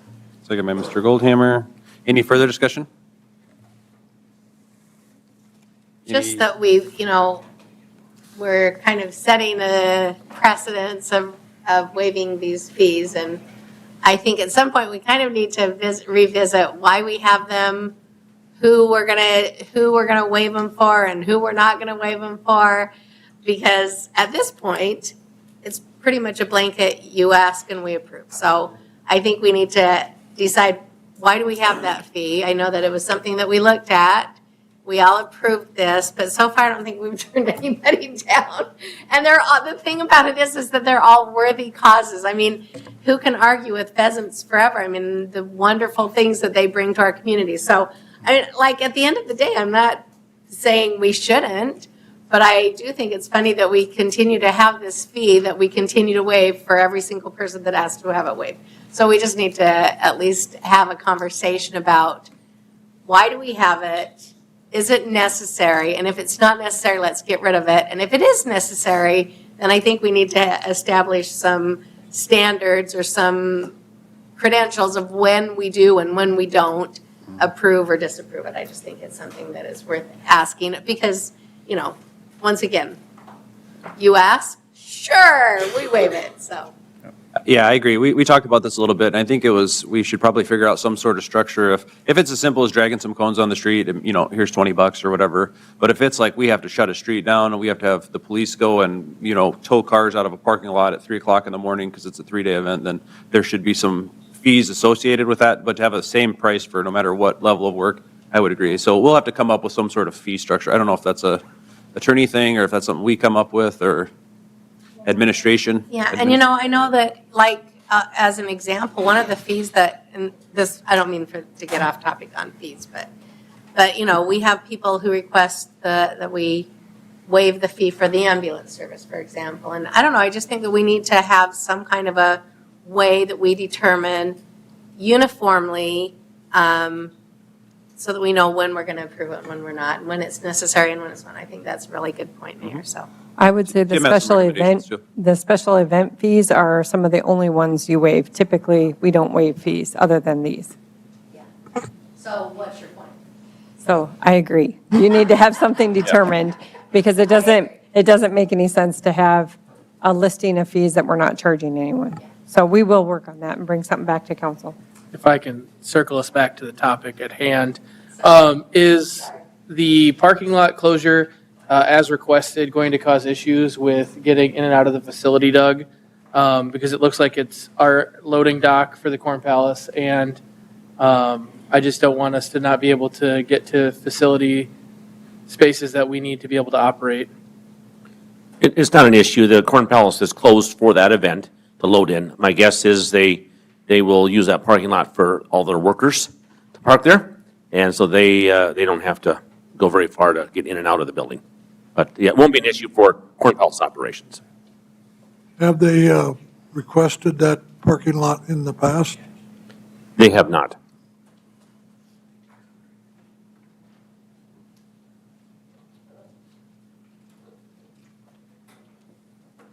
Okay, any further discussion? Anyone in the audience wish to speak on this? Okay, we have a motion and a second. All those in favor of the motion say aye. Aye. Opposed, same sign. Motion carries. Action to approve agreement A 2024-38, 2025 AIP Design Runway 18-36 grant application with the FAA. Mr. Schrader. Yep, Mr. Mayor, Council, the airport is requesting City Council approve an application for a grant for the design of runway 1836 shift, reconstruction, and lighting improvement project as listed in our Airport Improvement Program, or AIP. Total cost requested is $225,000 with 90% federal share, 5% state, and 5% city. There is a map showing the location and kind of the outline of the project. Staff does recommend council approval and to grant authorization for the mayor to sign and for the document to be executed. I can answer any questions you may have. Just if you look at the screen here, you can see right now the runways intersect on the southeast portion of the runways. Those will be disconnected or decoupled, as they call it, and the amount of flights that we receive out there, the length of the runway is no longer warranted. And it is also going to be reduced in width from 100 feet to 75 feet. I can answer any questions you may have. Move to approve. Motion by Mr. McCardle. Second. Second by Mr. Goldhammer. Any further discussion? You said the city's portion's 5%? Correct.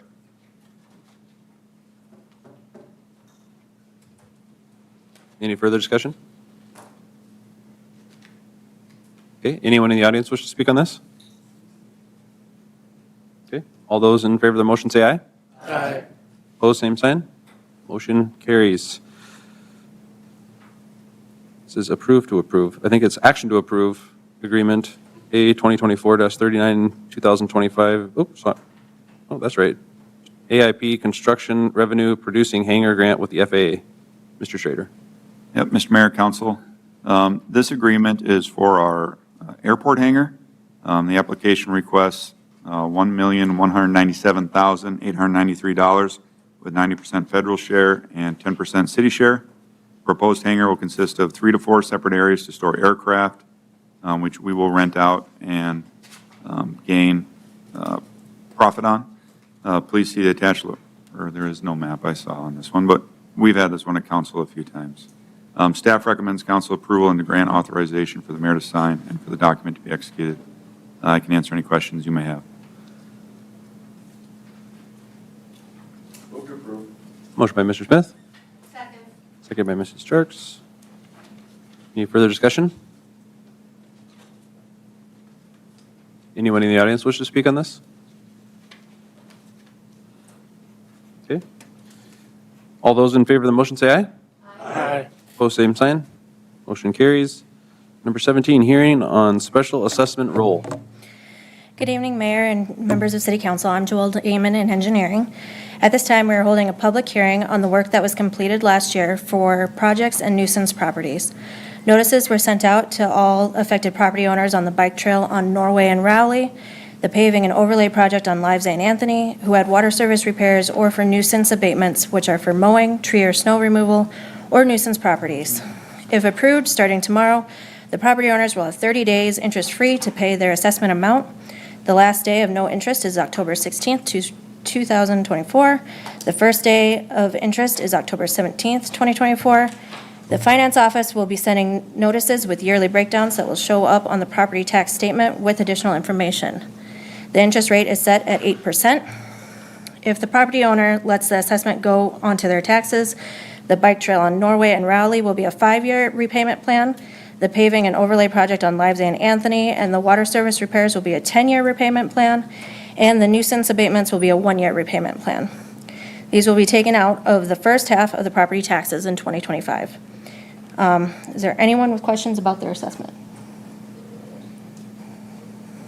I'll just note that one of the impacted individuals did provide a letter to the council that was being circulated around the dais. Is that the one you're reading, Tim? So it hasn't made it around to everyone yet? Yep, so just to be clear for anyone in the crowd that wants to address this item, this would be the time to address council on this item, as this is the open hearing for the assessments.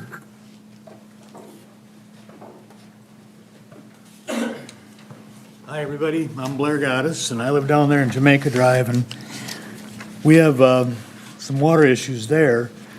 The ditches don't flow. They accumulate water, but they don't flow. And I think that's a pretty ridiculous situation. I came home one night, and it looked like I had a two-story house because there was so much water in front of it that I had a two-story house look with the lights. And the water didn't drain, it just sat there. I ran my pumps to the southwest corner of the property, thinking that was the low point and it'd go someplace. It went nowhere. It just sat there. And there's supposed to be more building to the north. You know, we can't handle the water we got now. What are we going to do? You know, we got full-time people watching these projects. I mean, ditches are to flow water, not to store it. So I just want to know what we can do. Schrader? Yes, when we had the pre-assessment hearing for this project, we did bring forward a paving project, a sanitary sewer project, as well as a storm sewer project. That was discussed here in council chambers, and I do believe it was the residents' decision at that hearing that they only wanted to proceed with the asphalt assessment hearing. I understand that, and it got voted for, but there's still, you need a ditch to flow, not store water. There's no flow on our end. There may be someplace, but on our end, there's none. Absolutely zero. And who here in this room wants water to accumulate around their house? Nobody that I know. You know, we got full-time people watching these projects that know how to read, the levels. So I just want to know what we're going to do going forward, because I think something should be done. I'm not trying to be unreasonable. I'm just, nobody in this room would want to have this problem. So. From Public Works, we could go and we could review that area again. Any costs moving forward, it would either need to be budgeted or we would need to move forward with an assessment project to have those improvements incorporated. Why wasn't the ditch level monitored while it was built? I'd have to go back and look at the original plans. It's very well that the ditches could have been designed flat. It looks like there's full-time people out watching these projects as they go. So that's all I got to say, and anything we can do, I'd sure appreciate. Thank you all for your time. Have a wonderful evening. Does anyone else wish to speak on their special assessment?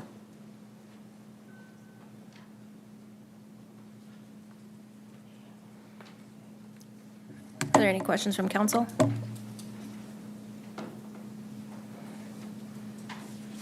Not for me. All right, and then we can move into the resolution. So I read that one right? Just making sure. Okay, so action to approve resolution R 2024-59, collection of special assessment roll for 2023 construction projects and 2023 nuisance abatements. Overall, the amount raised is $270,307.56.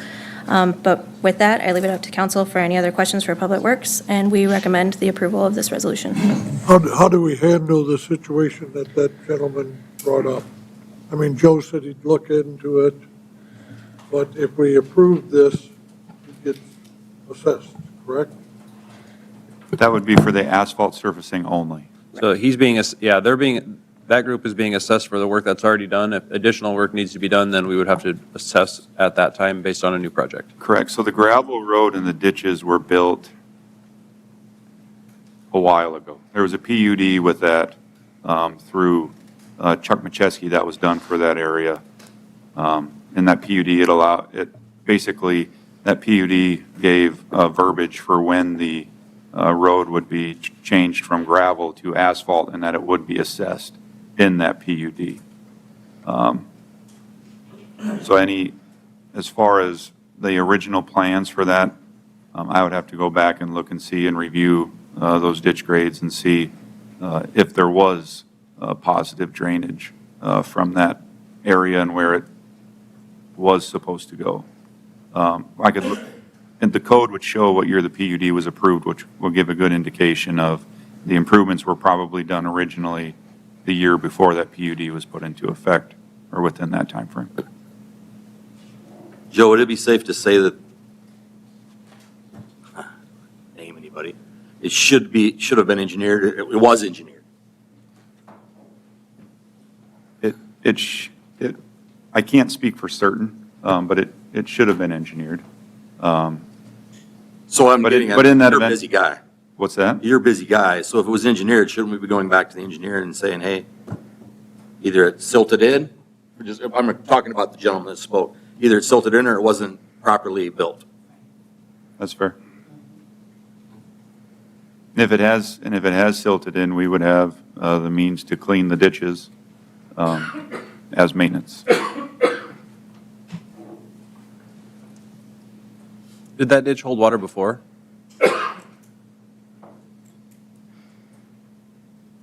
I know from the rain in June on the 20th, there were a lot of ditches that were holding water.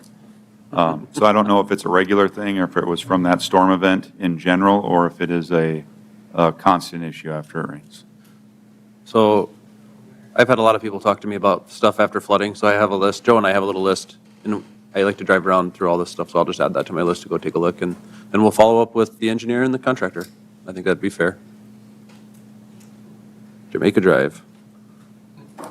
It's close to my house, so that'll be an easy one. Okay. Yeah, so I just read this letter that we received from the gentleman, you all know who I'm referring to.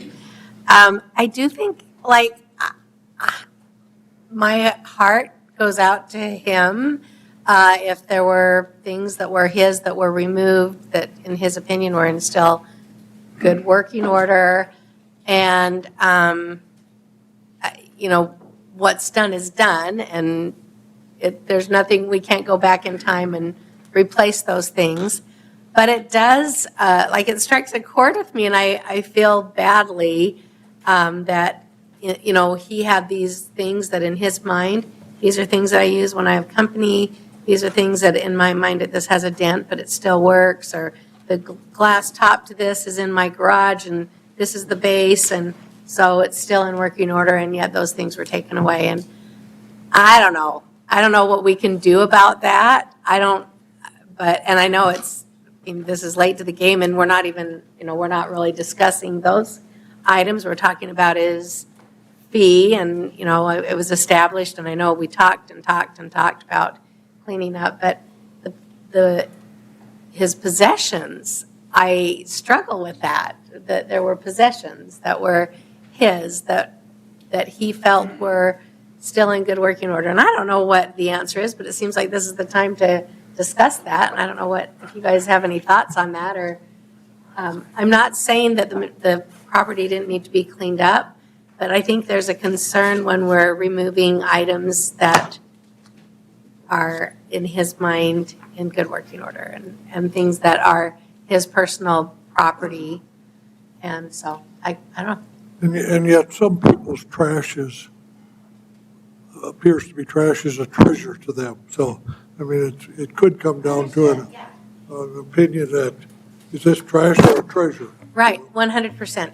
And I think that he, in his opinion, there were things that were trash that were taken away and that he disposed of and the city disposed of. But there were also things that were in his mind. And, maybe this is water under the bridge. I don't know. It's not water under the bridge for him. And I just feel like I at least want to acknowledge that letter. And if nothing else, apologize for things that may have been lost that in his mind were still of value and worth. So I think it's a really tough situation, because I know it's a tough situation on a number of levels. There are just so many things about this that make it really hard.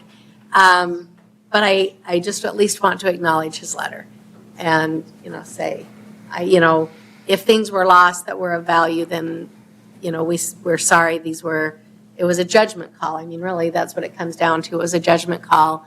The city workers had their marching orders and what needed to happen, and we apologize if there were things that you felt were still of value that were lost. But I also think it's important to say at the time that they were removed, the city works with those individuals. And so if that is something of value of that individual, that they should have been storing it in a proper way. And I say this coming from somebody who's very good friends with somebody that I would consider a hoarder. And so it's important that when you have those tendencies, that if you ask that individual, not the one in the letter, but my friend, everything in their life is important. And that's just can only be true if you have a place to store it, which is the unfortunate truth. Yeah, and point well taken, Tim, point well taken. I agree with that. Nevertheless, the perception from this gentleman is that there were things of value that were taken. And once again, I think, in defense of city workers, they were told to go in and clean up the property because it was still a nuisance property. And so for lack of anything else that we can do at this point, our apologies if you felt like things were disposed of that were of value. The city workers were doing the job that they were given to do and were doing the best that they could. I think everyone was doing their job to the best of their abilities. And I said to Jeff, what do we do? And he said, we can say we're sorry. So this is me saying, I'm sorry that there were things that you feel like were lost. And it was a tough situation, so. It is a tough situation, and I rode around with the enforcement officer, and that guy's got a very difficult job because he has to be the guy that someone passed the ordinance of what is a nuisance and what's not a nuisance, and he's basically the enforcement arm. So it's a tough situation, but eventually we have to err back onto what's written on paper in the legal documents, and he's got to follow that through. So And I remember, it is a bummer, but one of Mel Olson's, I think maybe one of his most famous phrases is something about there are things, and he would say it in a way that only Mel can say it, but that there are some things you can't define, but when you see it, you know it is. Like you can't say, I think I think he had a very colorful way of saying it. Mel, where are you when I need you? But it was one of those judgment calls that, you can't define necessarily every possible scenario that's going to be a nuisance. But when you see it, those city workers were there to correct a problem. And so they did the job that they were given to do, and I'm sorry. Mr. Mayor, call the question. all right, entertain a motion. Move to approve. Motion by Mr. Goldhammer. We don't have a motion yet. Second. Second by Mr. Barrington. Okay, any further discussion? Does anyone in the audience wish to speak on this assessment, role, and nuisance abatement? All right, all those in favor of the motion say aye. Aye. Opposed, same sign. Motion carries. Hearing and action, hearing and action to approve resolution R 2024-60, tax levies to be certified by the county auditor. This resolution will certify the tax levy for the 2025 annual appropriation budget. The amount to be certified to the county auditor is $6,738,679. However, these numbers may be amended. We have not received the final growth numbers from the auditor's office yet, so it could change slightly. And if that does happen, I will bring it back at probably the first meeting in October. But this should be really close. Motion by Mr. Marco. Second. Second by Mr. Smith. Any further discussion? Anyone in the audience wish to speak on this? Okay. All those in favor of the motion say aye. Aye. Opposed, same sign. Motion carries. Action to approve resolution R 2024-58, plot of lot 24 on the island, first edition. Mr. Jenigas. Mr. Mayor and Council, Planning Commission recommended approval unanimously of this lot, of this plat. It follows the master plan for in this area. It meets all zoning requirements. I can answer any questions that you have.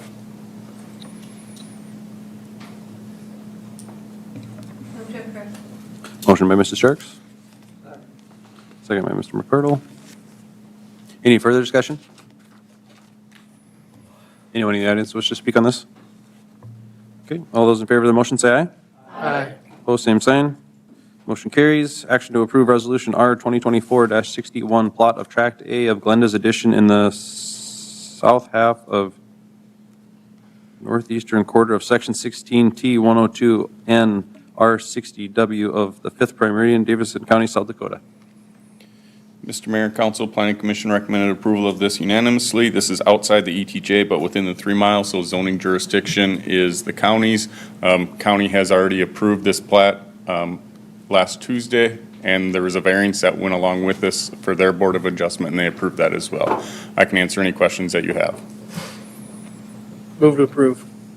Motion by Mr. Goldhammer, second by Mr. Sabers. Any further discussion? Anyone in the audience wish to speak on this? Okay, all those in favor of the motion say aye. Aye. Opposed, same sign. Motion carries. Action to approve Resolution R 2024-62, surplus of building at 522 North Main Street, currently known as the Scoreboard. Mr. Johnson. All right, so the resolution that you have in front of you would be to declare the building at 522 North Main surplus, currently known as the Scoreboard Building, recently vacated. The city had initially worked on a transfer for this and the property to the south back in 2022. If you recall, at that time, we did our portion of the transfer with the chamber, and then we delayed the transfer of the Scoreboard lot to the north until the property was vacant and the lease was terminated. So that just happened last week. The deed to complete that transfer was just recently filed, so the city does now own the property. The issue that we have now is that the building there needs to come down. So the resolution in front of you tonight would authorize that demolition to happen. It's already gone through the state historic preservation process. So really all that would be left to do on that front is to provide them the required 10 days notice under the statute. And then the city could proceed with getting this scheduled for demolition. I know staff did look at it, and I know Councilman Bathke did look at the building to see if there was a way to move it and sell it like we did with the SPN building. This one didn't look like it was going to be conducive to that. So with that, I can open it up to any questions. I think it's also important to note that the building as it sits right now, we don't own 10 feet of the property, correct? Yep, the south 10 feet of that lot was retained by the chamber and would be going to the property to the south. Justin, is anything salvageable? The rooftop HVACs, or we're just going to knock it down? I visited with Jason Bradley, and they were kind of cobbled together just getting through this season. So they're not, there's a hot water heater in there. I recommended that he contact, and I was going to do it for him when he gave me notice, local colony, let them come in and take some of the things that may be of some value to them, but nobody else, instead of sending it to the landfill. Just keep as much out as we could. The reason you couldn't really move the building is some of the interior walls are block walls. I think it's three pieces. Yes, it is 3 pieces. Jason kind of, we walked through, he's pretty much dismantled it. So Get things out that he needed to get out. And at this point, if we wanted to go through and look for anything else that we thought might have salvage value, we could pull that out and dispose of it separately. However that might be, maybe we, scrap it or auction it separately, but we wouldn't be able to just give it to anybody else unless they were another government entity at this point. And do we have a plan once the building is eventually down? Is it just going to be a hole or? So Public Works plans on, after the building's removed, just doing temporary asphalt surfacing. Joe, you can speak to that if I'm incorrect here, but it sounds like there is enough left in that asphalt budget for this year. Yep, standard is to fill any holes in with sand, top it off with base course gravel, and then, given its exposure of where it is, if the season allows, we would put in a thin layer of asphalt for temporary until the ultimate plan is realized.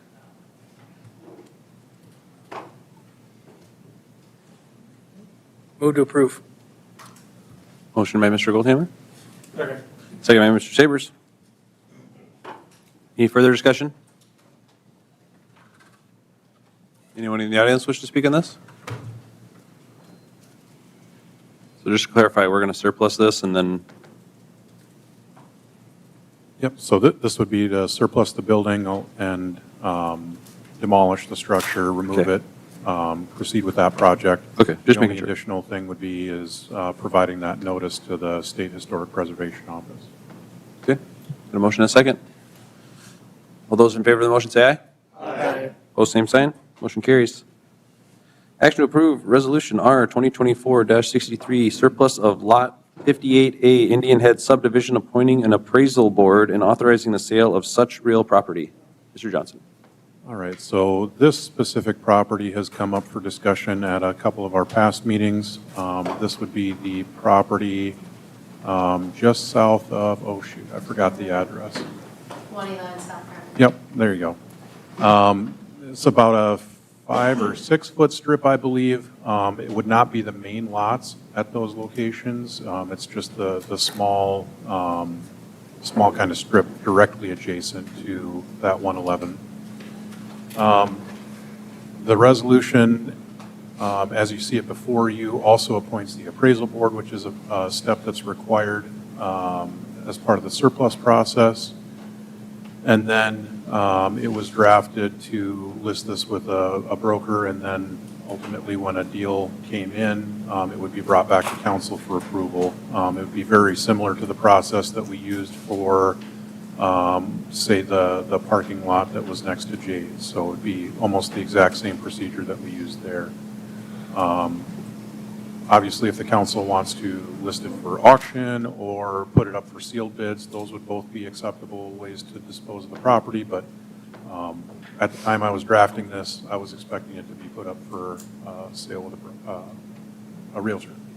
Okay, so just out of curiosity, we're talking about a 6-foot stretch? Yep, that highlighted blue section. Yeah, I know. So my question is, why would we not just vacate this? I mean, there's. It's not a right-of-way. Okay, so you can't do it because there's not a right-of-way. Yep, it's privately held city property. So what is the width 6 feet. of the lot to the south of it? The one that we kind of approved to sell but didn't sell. Yeah, I don't have. Because my pointing asking it is, means I'm in the building, 2 or 3 feet becomes very important when you're building. Should we be considering splitting that? And maybe it gets too messy with as far 92 as feet. selling. It says 92.4 feet. What is I guess we'd have to ask what is a normal lot width in that area? 100?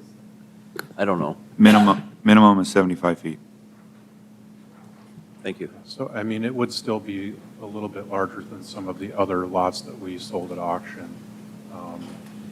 If you go across the. That one says street- 93 feet now. Across the street to the west at 110, that one is about right around that 90 feet.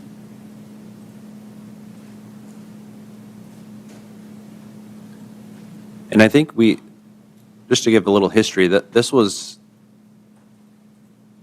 process started like in the 90s? Oh, yeah. So I think it was back around 2001. I don't remember correctly, but at that time, there were a number of lots, these kind of smaller strips next to, I want to say, like 8 different lots around the lake. They were all platted out to help with some of these encroachments that we saw at that time. And back at that time, they were all put up for sealed bids and sold to the adjacent property owners. This one was lumped in with that, but for whatever reason, this one was never sold. So I don't know what happened. I don't have the history on that, but this one looked like it was going to go through that same process, but the sale never happened. So the intent was to sell it to someone at that time, 20 years ago? I would have to assume so. And the interesting thing about that is that there have been I think three owners of that home, and all of them were operating under the assumption that it was told or implied, or it was their understanding that belonged to their property. The current residents of 111 South Harmon have, they inherited this issue now finding out these many years later that wasn't actually attached to their property. So, is that fair to say, Megan? Justin, is there a way to wait to see what the bid board comes back with, the price recommendation? My only fear is that we could potentially be paying a broker more than the property is assessed at, and I would hate to sell something to just be upside down, where my thought would be that if we got a number back, we could do a sealed bid with a minimum bid set at that price. So we make it the sale contingent on hitting a minimum number, and then we don't have to pay a broker, in my opinion. However the council wants to do it. I mean, there's certainly no reason that we'd have to list it with a broker if you'd rather do sealed bids, or you could do the auction too, whichever your preferred method is here. I know when we did some of the other sales that we've done for, I guess, other things that we've listed with brokers, we've kind of negotiated alternative fees than you'd normally see. This one, I don't know how much it's going to be, what the sale price would be on it, but you don't have to accept an offer that's not going to cover your fees either. So, In terms of acres, how much? I mean, I see that we're 6 feet. 0.02 of an acre. 2% of it, yeah. Lake frontage for what the lot's sold for. No, I'm serious. It looks like there's Lake frontage for what the lot's 993 sold square for. feet. Finish your thought. Why wouldn't we just go by lake frontage, what the lot sold for on the lake? They want to attach it to their property. If it was $200,000 for 100 feet, so we're $20,000 a feet. That seems quite steep, but that's what they sold for. And it takes away from that lot that we are going to want to sell. Well, I like Tim's suggestion is I would like to get the board in place and come back with a recommendation, and it might be exactly what you're saying, Mike. And at least we can look at it. And I don't think we should be paying anybody a fee for selling this. Let's do sealed bids. And one other maybe suggestion is if we want to invite the two top bidders into the mayor's office, and they can have mayor can conduct an auction right there. I don't think that's legal. No. You can't do that. No. And if we, Even if it's the two high bidders? If you use the sealed bid process, you have to accept the highest bid. Oh, Or decline the highest Or bid. you can reject all. I'm fine with that. and so There would be no negotiating. if we go either the realtor or the public auction, it has to be a licensed individual in the state of South Dakota. If you're doing an auction, Yes. no, there would be no requirement for that. Okay, so we could do a live auction. You could do a live In the auction chamber as long with as you've got the an mayor. auctioneer to do it. Yep. I don't want to be the auctioneer. If you did list it with a broker, you could also make the purchasing party pay all broker fees. So it doesn't matter what you guys choose, just that is an option too. I don't think we need a realtor, I think a minimum bid. So where do you, I don't know the sealed bid process, do you put it on like the internet and the newspaper? And Yep, then the process is spelled out in the statute, so we would follow that. As far as the action tonight goes, is you just amend the resolution that it be disposed of by sealed bid instead of listed with a realtor, and then we'll take the necessary steps from there to run it through that statutory process. So it goes to the appraisal board, and then they decide what it should be valued at? Just an opinion? Yep. And Just an opinion? Okay. Yep, so they'll give their opinion on it, that gets filed in the finance office, and then you go through the separate process of doing the sealed bids. And then depending on what that comes back with, if you don't end up with any bids, then you can potentially negotiate a private sale, but it has to be for a certain percentage of what that appraised amount was, so. How did we come up with the people that are on the appraisal board? I'm learning, so. I know. I asked Joe to give me 3 names, and those are. They the are 3 3 names. residents within the city of Mitchell, because that's what state statute requires. Okay. So You could argue that they have no qualifications. So do you have to disclose the appraisal before the bid? No, So we will not. But can we? you can if you want. Okay. We have not been in the past. Do we say what the minimum bid is when it's sealed bid time, or just hope they hit it? Well, so I guess. I'm new to this, so I'm just learning. My Okay, so- suggestion with the sealed bid would be to set a minimum, so that way you can. Is it a guarantee- public minimum, so they know what the Yes. minimum is? Yep, Okay, so okay. it would be like, if you don't hit, say the minimum was, $7 billion. I'm not even gonna throw a number out there. But yeah, whatever the number is, if it's not hit, all bids are immediately rejected. Okay, makes sense. Mitchell Tech does have their housing. Yeah, you said that. Okay. Okay, so we don't have a motion yet, so So. Yes, what, we'll have to decide if you want to do sealed bid or realtor. So I think public auction I'll is, try to make this easy for you based off of what I've been hearing. If you'd rather do it as a sealed bid, what I'd do is recommend you do a motion to amend the resolution to utilize the sealed bid process instead of the broker process. With a minimum. If you're going to do a minimum, I'd suggest that you set that here tonight. Then they're going to need to act on a resolution first. We have to set a minimum tonight. No, just say with a minimum price. We'll know that. just make sure there is a minimum when we. Is there a way to approve the bid board without setting the terms of the sale at this point? I'm sorry, Tim, you It- have to repeat that. Yep, can we set the, essentially the 2 first be it resolves and then wait on the third one as written in the resolution, to make it so that we're not designating how we're going to sell the property? Okay, so you want to declare it surplus, do the, have the appraisal board do their thing, and then bring it back to decide how Yes. it will be disposed? Yeah, you could certainly do that. So we're surplusing it, appointing the board, and we're authorizing the sale. That's what the 3 things are in here. Do you want to bring that back up on the agenda? Is that right? That's the 3 things we're basically making a motion on. Yep, so basically, you change that last paragraph to say that it would return to council for determination on how the property would be disposed. Well, or just delete that last paragraph, because council, you can't dispose of the property till council lists how it's going to be disposed of.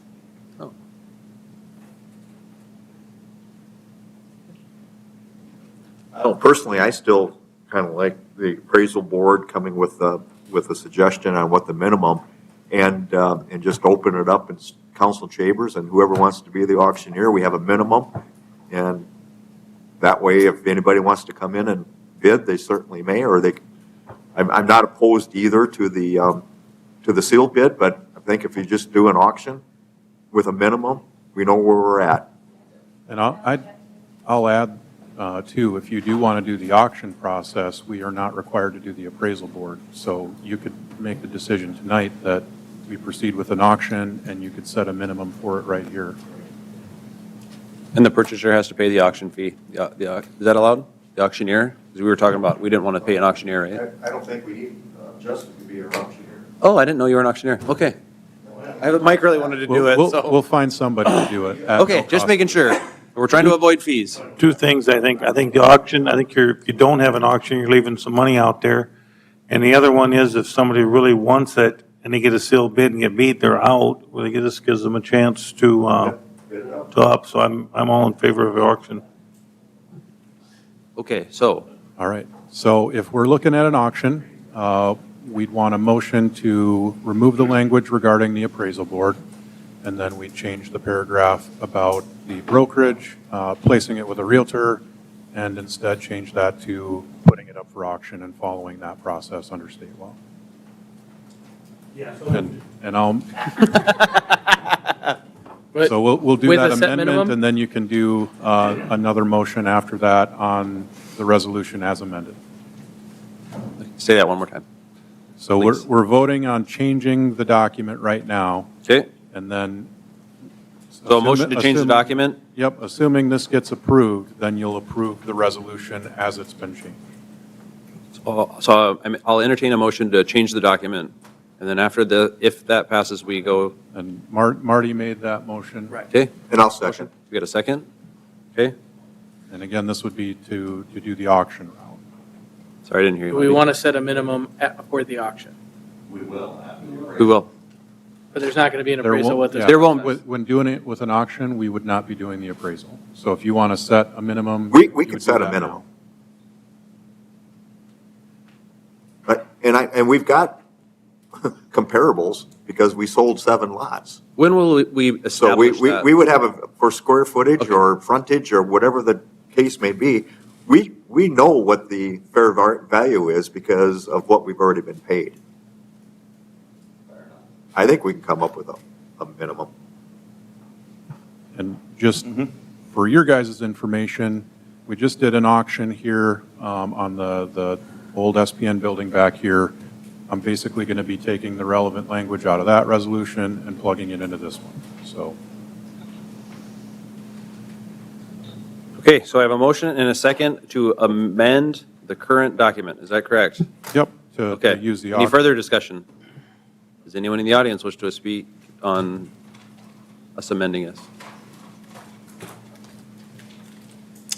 Evening, Megan Luther. I live at 111 South Harmon Drive, right next door to 58A. I've spoken before, but just a little brief recap for the public. We all inherited this problem. We found out about it last year when the city was getting ready to sell the lake lots. And so we bought the property in 2011 and did not know about this sliver that was created in 2000. So the sliver was created in 2000 to resolve a problem that was created by a previous homeowner, which none of us knew about, and so we're just hoping that all of us can resolve the problem that was supposed to be resolved in 2000, so. All right, thanks. Okay, thank you. I'd like to add language to set the minimum bid at the average price per square foot of the previously auctioned off lots that were auctioned in last year. I think it was about $14. I would put it at about 13,900. But we can just go up here. That's just my. What's it come out to for shoreline? It's about 20,000 if you were doing your math. That was on the most expensive, not the average. So do you want to do shoreline or do you want to do, I guess you mean the.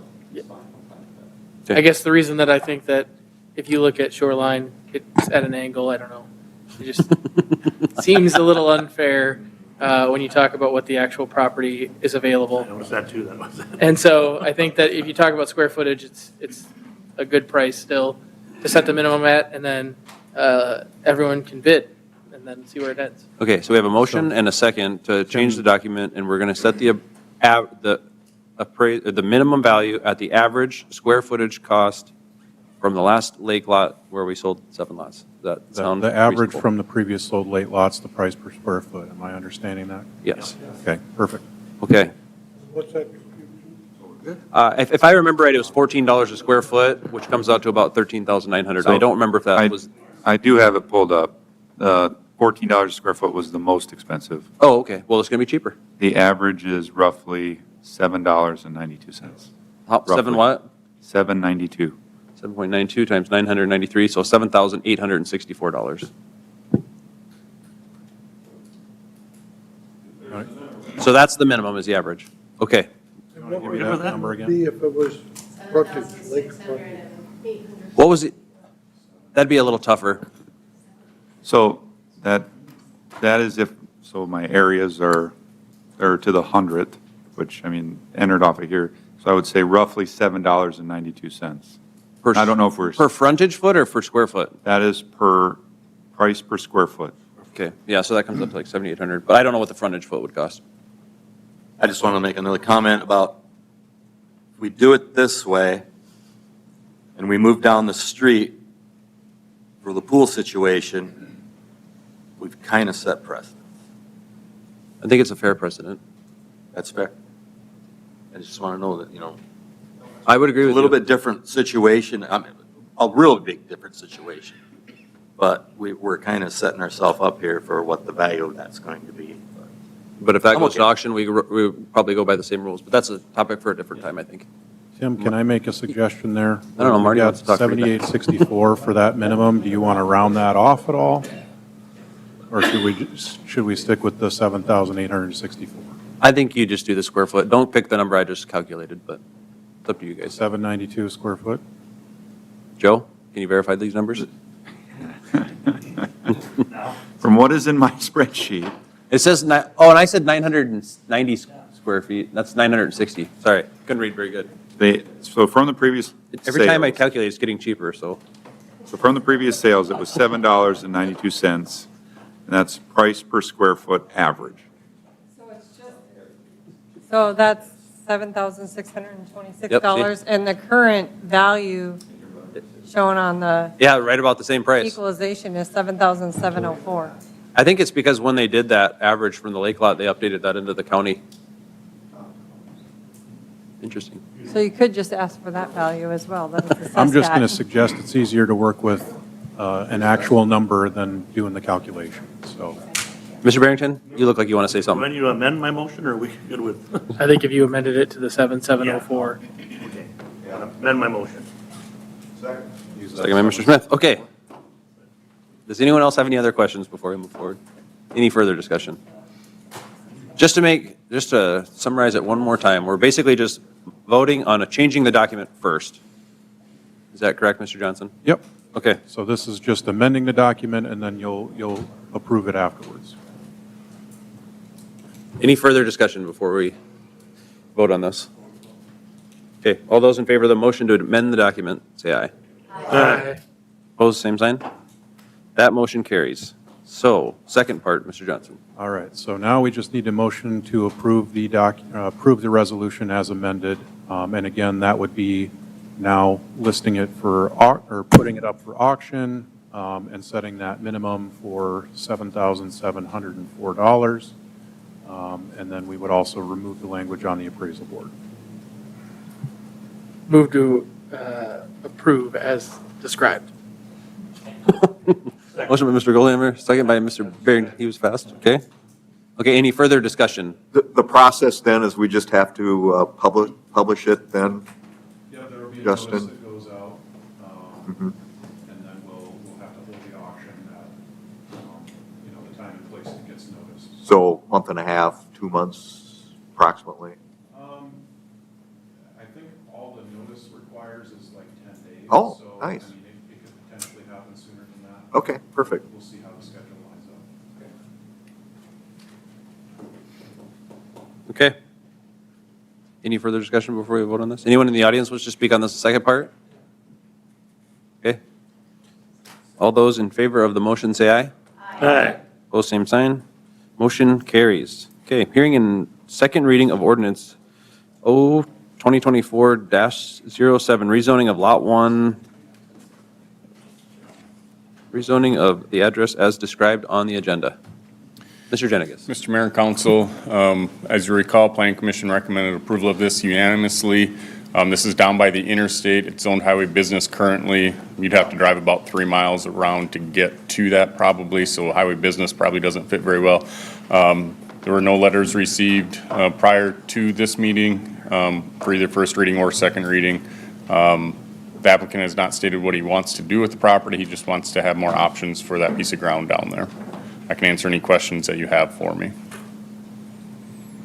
Move to approve. Motion by Mr. McCardle, Second. second by Mr. Goldhammer. Any further discussion? Anyone in the audience wish to speak on this? Okay, all those in favor of the motion say aye. Aye. Opposed, same sign. Motion carries.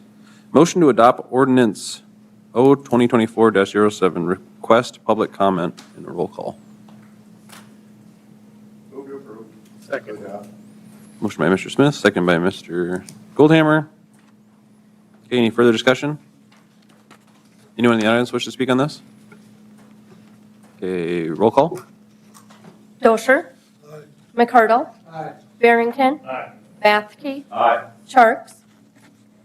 Smith. Aye. Sabers. Aye. Goldammer. Aye. Okay, motion carries.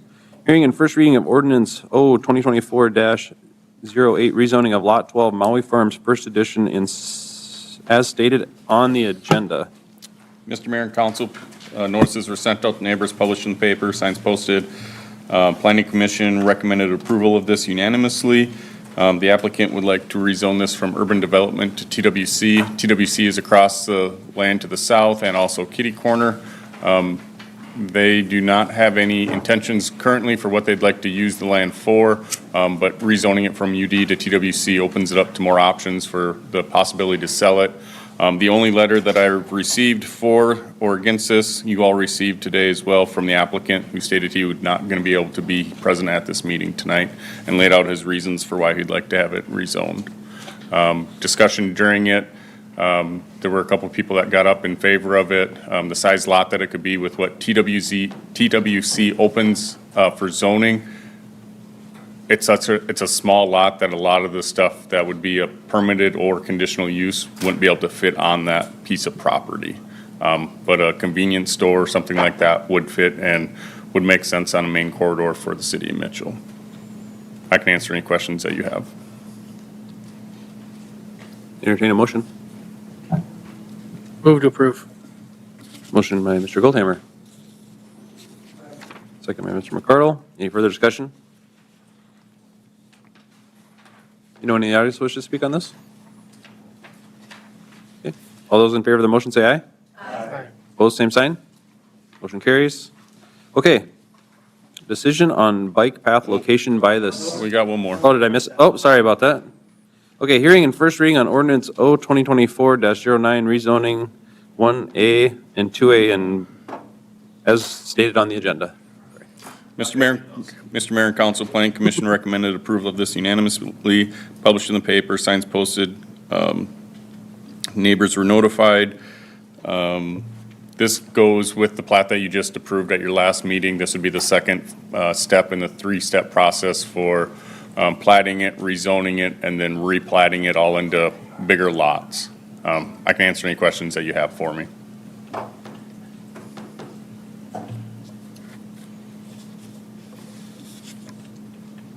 Move to approve.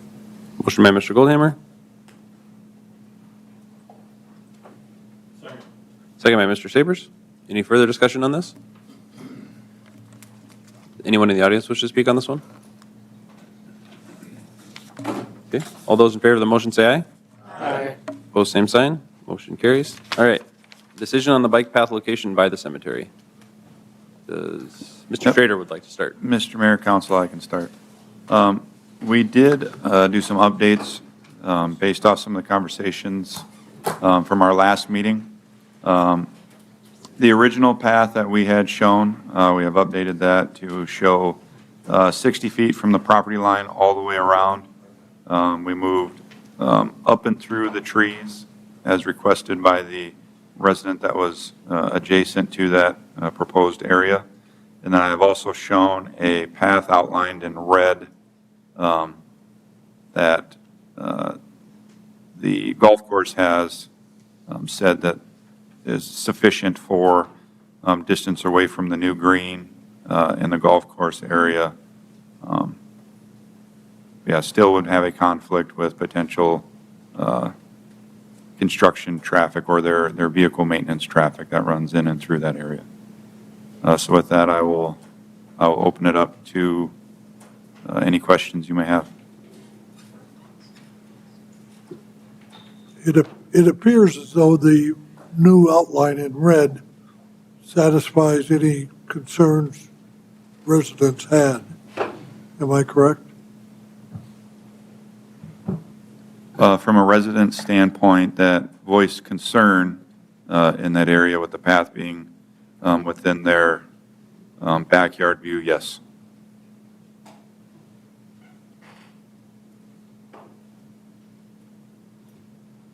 I will say I got a couple of emails and like 3 phone calls of people that wanted it to go to where the current blue path was. They said they would prefer it going back by the houses. So I just wanted to make that aware, that I had have the opposite side of what we had heard. A lot of people spoke out, said they wished it to go down around there so they could go straight behind the other houses, so. I just want to make that be clear. And Joe, maybe I've you heard both mentioned of that this blue line, you went around that tree where we went to 18 feet, right? That is correct. Okay.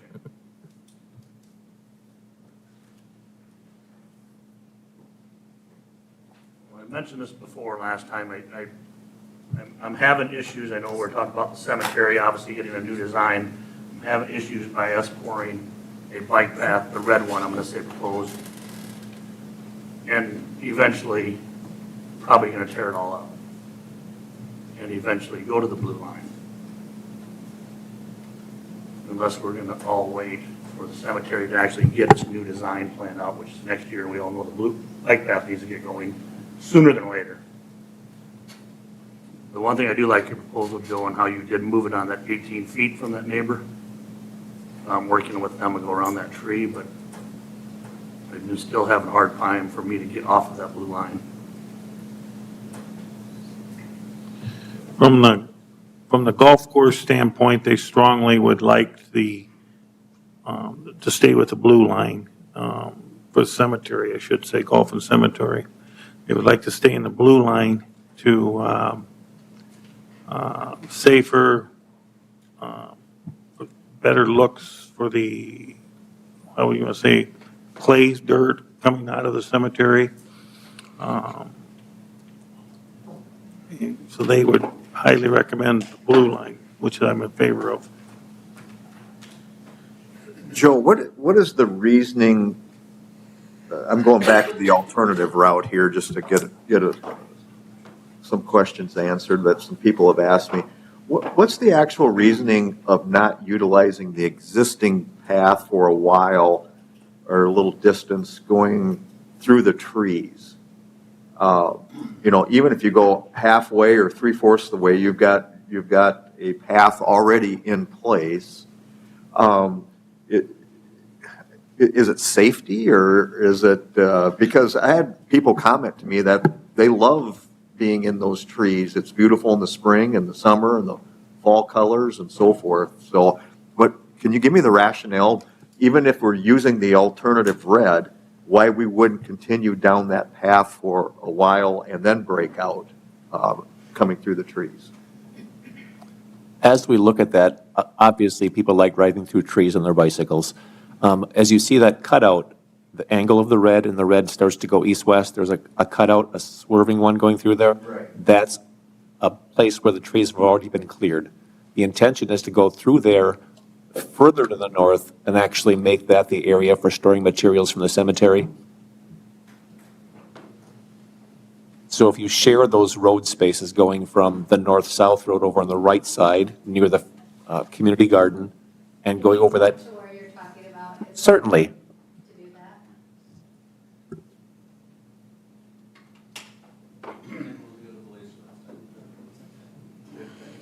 Where's Mike Pointer? Yes, thank you. Again, asking the color deficient person to work with the red dot. And I still don't see it. Yep, there's the spot.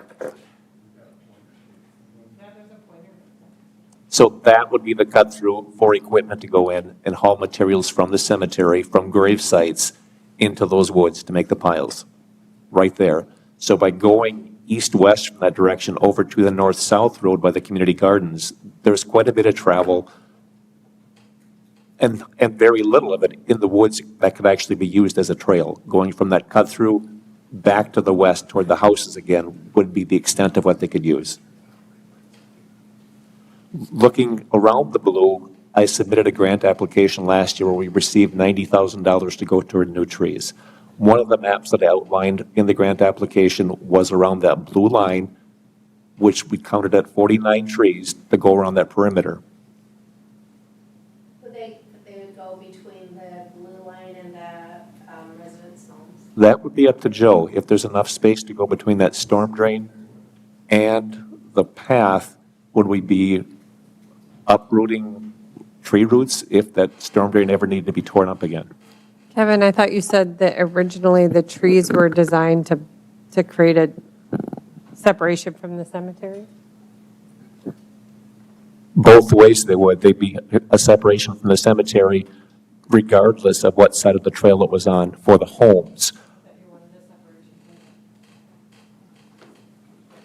So Kevin, staying on that thought of utilizing that space to go in for the fill or the overflow or whatever it is, material, what's the rationale to putting it in the trees?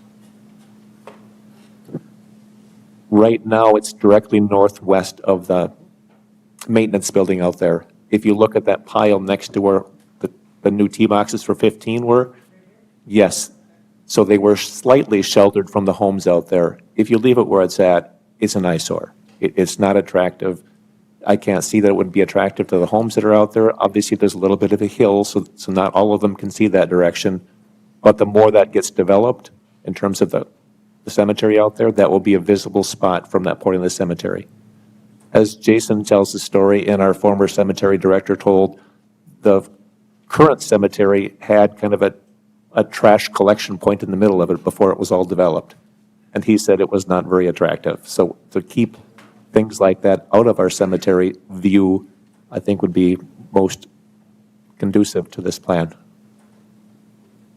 Did we not move out another 10 feet? Because it wasn't a 50-foot? I think it was 45. Correct. The furthest point away and before was 55. On the west side, it was 45. So we went ahead and we moved it out to 60 just to provide some extra distance away from the property line if this route is decided to be chosen. Then I visited with the gentleman that cuts the hay there today. He really recommends we don't go running roads through the middle of it because he's going to be driving over it to cut his hay nonstop. If we go out the blue line, he'll be just cutting a square. What about on the other side of the blue line? What are they going to do with that for? Is that going to be grass or trees? We'd have to make a decision with Parks whether it would be a strip that could be cut with our hayland lease, or if we would leave a natural grass buffer or mow it.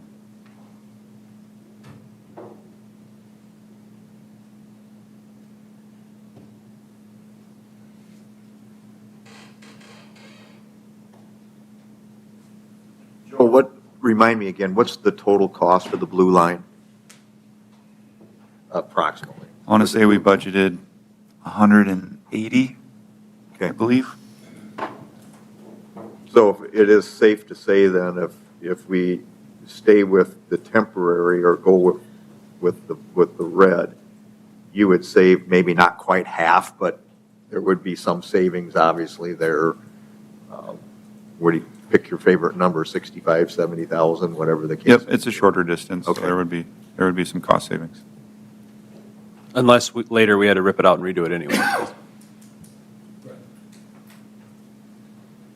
There was some discussion at our last meeting about making the trail a road that would eventually be incorporated into the cemetery design. The red line as it is, would that be something that would be able to be incorporated as a roadway in the cemetery? Without either of us actually looking up cemetery dimensions and what roads would be developed at per the spacing, it would be difficult to say where that road should be placed. Obviously, we could go over and look at the current cemetery and do a guesstimate on that. Sure. But if we were to place it in there and then it needed to be moved at some point, we might be tearing something out as well.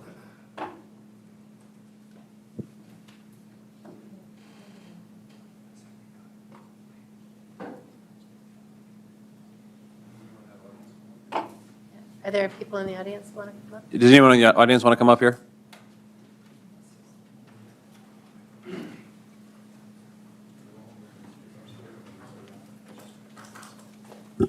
My name is Ron Freeman, and I live at 1420 Pebble Beach Road. And as you know, you've all seen me here before, and I represent the vast majority of the residents from Kippis Cove, Pebble Beach Road, and Thunderbird Drive that would be affected by this. Sounds like maybe you've got a couple of people that have emailed and stating a preference for the blue line, I guess I would question, do those residents live on Thunderbird Drive? Yeah. A few of them do, or they live up in like Country Drive, or they live around there. But there are some of the people that live right there that are like, yeah, we like it there. Because then they can just walk out their backyard and zip on that line. Yeah, and there might be, I've spoken with almost everybody, as you all know, in the last few weeks, and didn't encounter anyone that was in favor of the blue line that lived in the affected area. Maybe there's one or two. For anybody else that doesn't live there, I realize it's a public path, but I would suggest to the council that they don't share the impact that the residents that actually live in the proposed area are going to deal with. So I'm not really sure what to say about that. The option 2, the red line is obviously going to cost you almost, I would say 50% less, because I don't know how many total feet it is to pave the blue path, but it looks to be twice as far. And I guess one of the other thoughts that I have is, it sounds to me like the future cemetery is being taken into consideration, and it should, but with no plan. I mean, I don't believe that there's an actual plan, any kind of drawings or a vision for what the future cemetery is going to look like. It's really difficult to make decisions tonight, not knowing what the cemetery would look like. And I remember what Mr. Thurman said.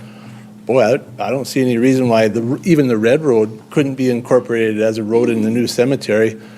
Another question I have is anybody in the future going to be buried above the red line, almost into the golf course? I kind of doubt it, but who knows? It looks more golf course-ish to me than it does cemetery. So there's just a lot of unknowns. One other thing that I'd like to point out too, and I realized just from walking on it and using the path myself, occasionally you run into a piece of maintenance equipment and you pass each other, and I've never had an issue. I'd like to point out that the bike path, and correct me if I'm wrong, but the bike path from Dry Run Creek on Minnesota all the way up to what I believe is the bypass is completely shared with Minnesota Street. Is that correct? There's on Minnesota Street, from Dry Run Creek at the railroad tracks up to the bypass. When I drive that, I see the white emblems on the street for the bike path, and I think Minnesota Street is the bike path. So, Yeah, we do have share the road symbols on that portion of the road. yeah, and maybe other portions of town too. I don't know. I just go that way to work and back, so I know that it's a share the road area. I think bikers are going to encounter a lot more obstacles when they're sharing the road on Minnesota Street for almost a mile than they probably will the occasional little dump truck or the equipment that I've seen out there that they use in the cemetery. So, I guess for the residents that I've spoken to and that I feel like I represent, and maybe there's others that want to make a comment too, but I'm asking the council to strongly consider adopting option 2. It's going to save you a lot of money, and you could easily make it a little wider and maybe share the road with the maintenance crew to get over to their dirt pile. So I would request that you consider option 2 and vote for that. Thank you. Thank you. Anyone else in the audience? While he's coming up here, it's public property, so say I don't want to ride on the trail. I can ride out their backyard, can't I? So if I wanted to ride a mountain bike, and instead of staying on the trail, I can just go right down their property line, right? You're going to get a flat tire, ask my grandkids. I'm just saying that you can do that. It's public property. Right. I mean, ultimately, that would come down to the rules of the golf and cemetery in that area. At this point, I doubt that they have any restriction in place that would stop somebody. Hi, Chris Rederath. I've lived along the blue path for about 19 years. One thing that hasn't been talked about is every spring it's going to be underwater for a week or two.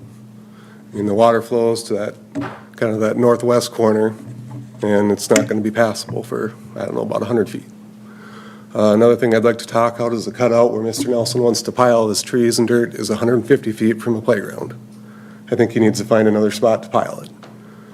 You know, if you can see the kind of sand area in the diagram there, it's not far enough. Kids are already playing in it at the end of the tree belt.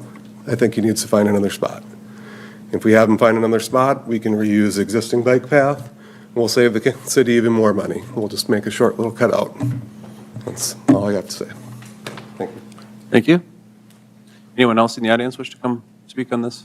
One of the things we talked about was with the current path as it sits right now, as we do dirt work and mud work in there, there was issues with not only public safety as vehicles came back and forth, but also the vehicles themselves leaving debris behind. I don't know, dirt and stuff that would make the path unusable to some degree. Does my memory serve correctly in that? Like payloaders leaving mud and stuff? Yeah. Jason. Yeah. Am I representing that correctly, Jason?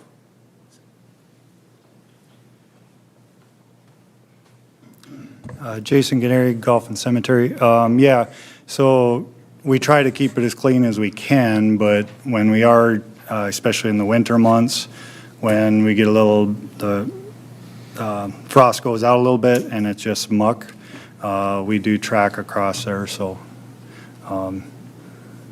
that's one reason why we would want to have it separated, so.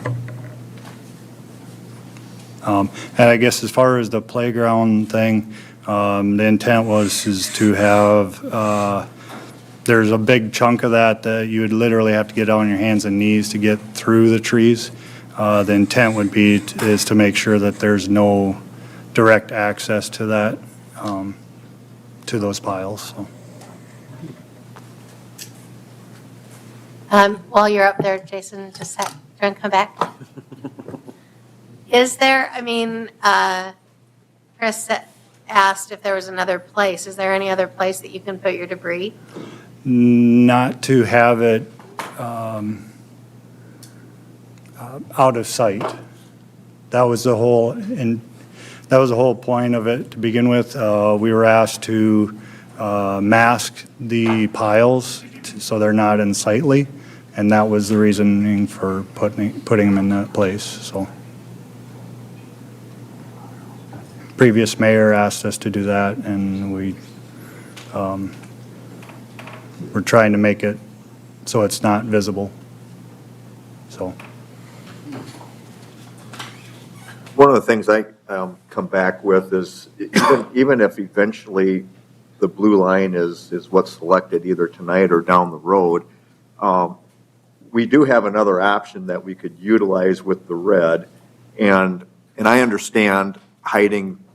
The dirt pile is going to be found regardless if it's out in the open or if kids get to climb underneath. That's just more of a challenge to get there. But if we would put it somewhere else temporarily, utilize the existing bike path that we have and bring it down, that's going to cut it off even further, and then drop down to the red to come over and hook up to the existing bike path, which I'm on quite a bit, and I don't seem to have any issues or problems. But then that allows the homeowners the ability to maybe plant some shrubs, trees, whatever, and maybe even the city, to try to come up with then a plan down the road, regardless of the number of years, that at least that we put them on notice that potentially as the cemetery is designed and drawn out, that's, if you agree with the blue line, maybe we temporarily use what we have in place right now and allow them to maybe prepare themselves for it, of the bike path eventually getting in. So I'd like to throw that out as a possible suggestion also. And then not change it at all right now. Joe, obviously before this last couple of weeks, your intention is to get the bike path put in this fall yet, right? Correct? Is that where I was understanding from? We were going to try. We're getting late enough that I don't I don't know if we can, because we still we'll need to do some upgrades to the design, we'll need to bid it, and then we would need a contractor with a window late fall, and usually those guys are very busy trying to get done what they have on the books. So I think it would be optimistic to say we would be able to complete it yet this year. So your intention is to hopefully do it this year, pending what Mother Nature wants to do.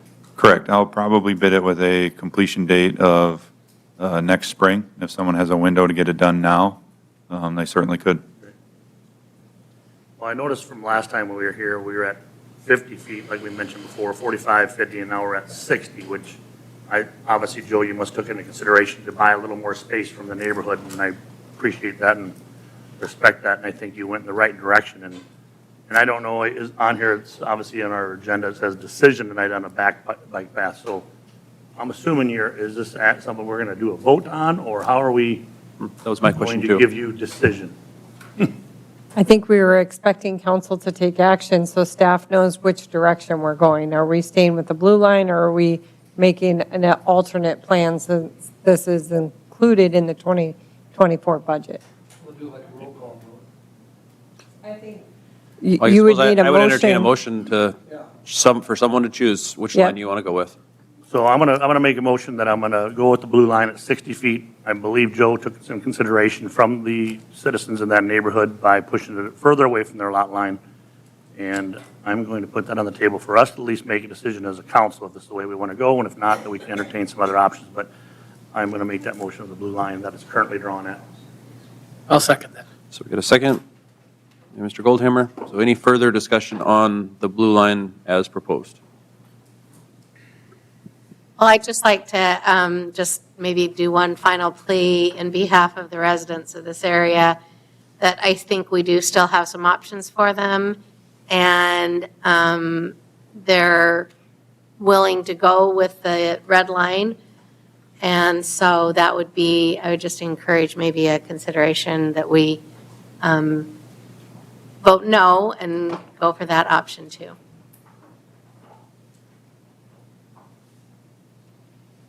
Anyone else? We got a motion and a second. I think we'll do a roll call on this one. So roll call. Barrington, Aye. Batsky, Aye. Sharks, No. Smith, Nay.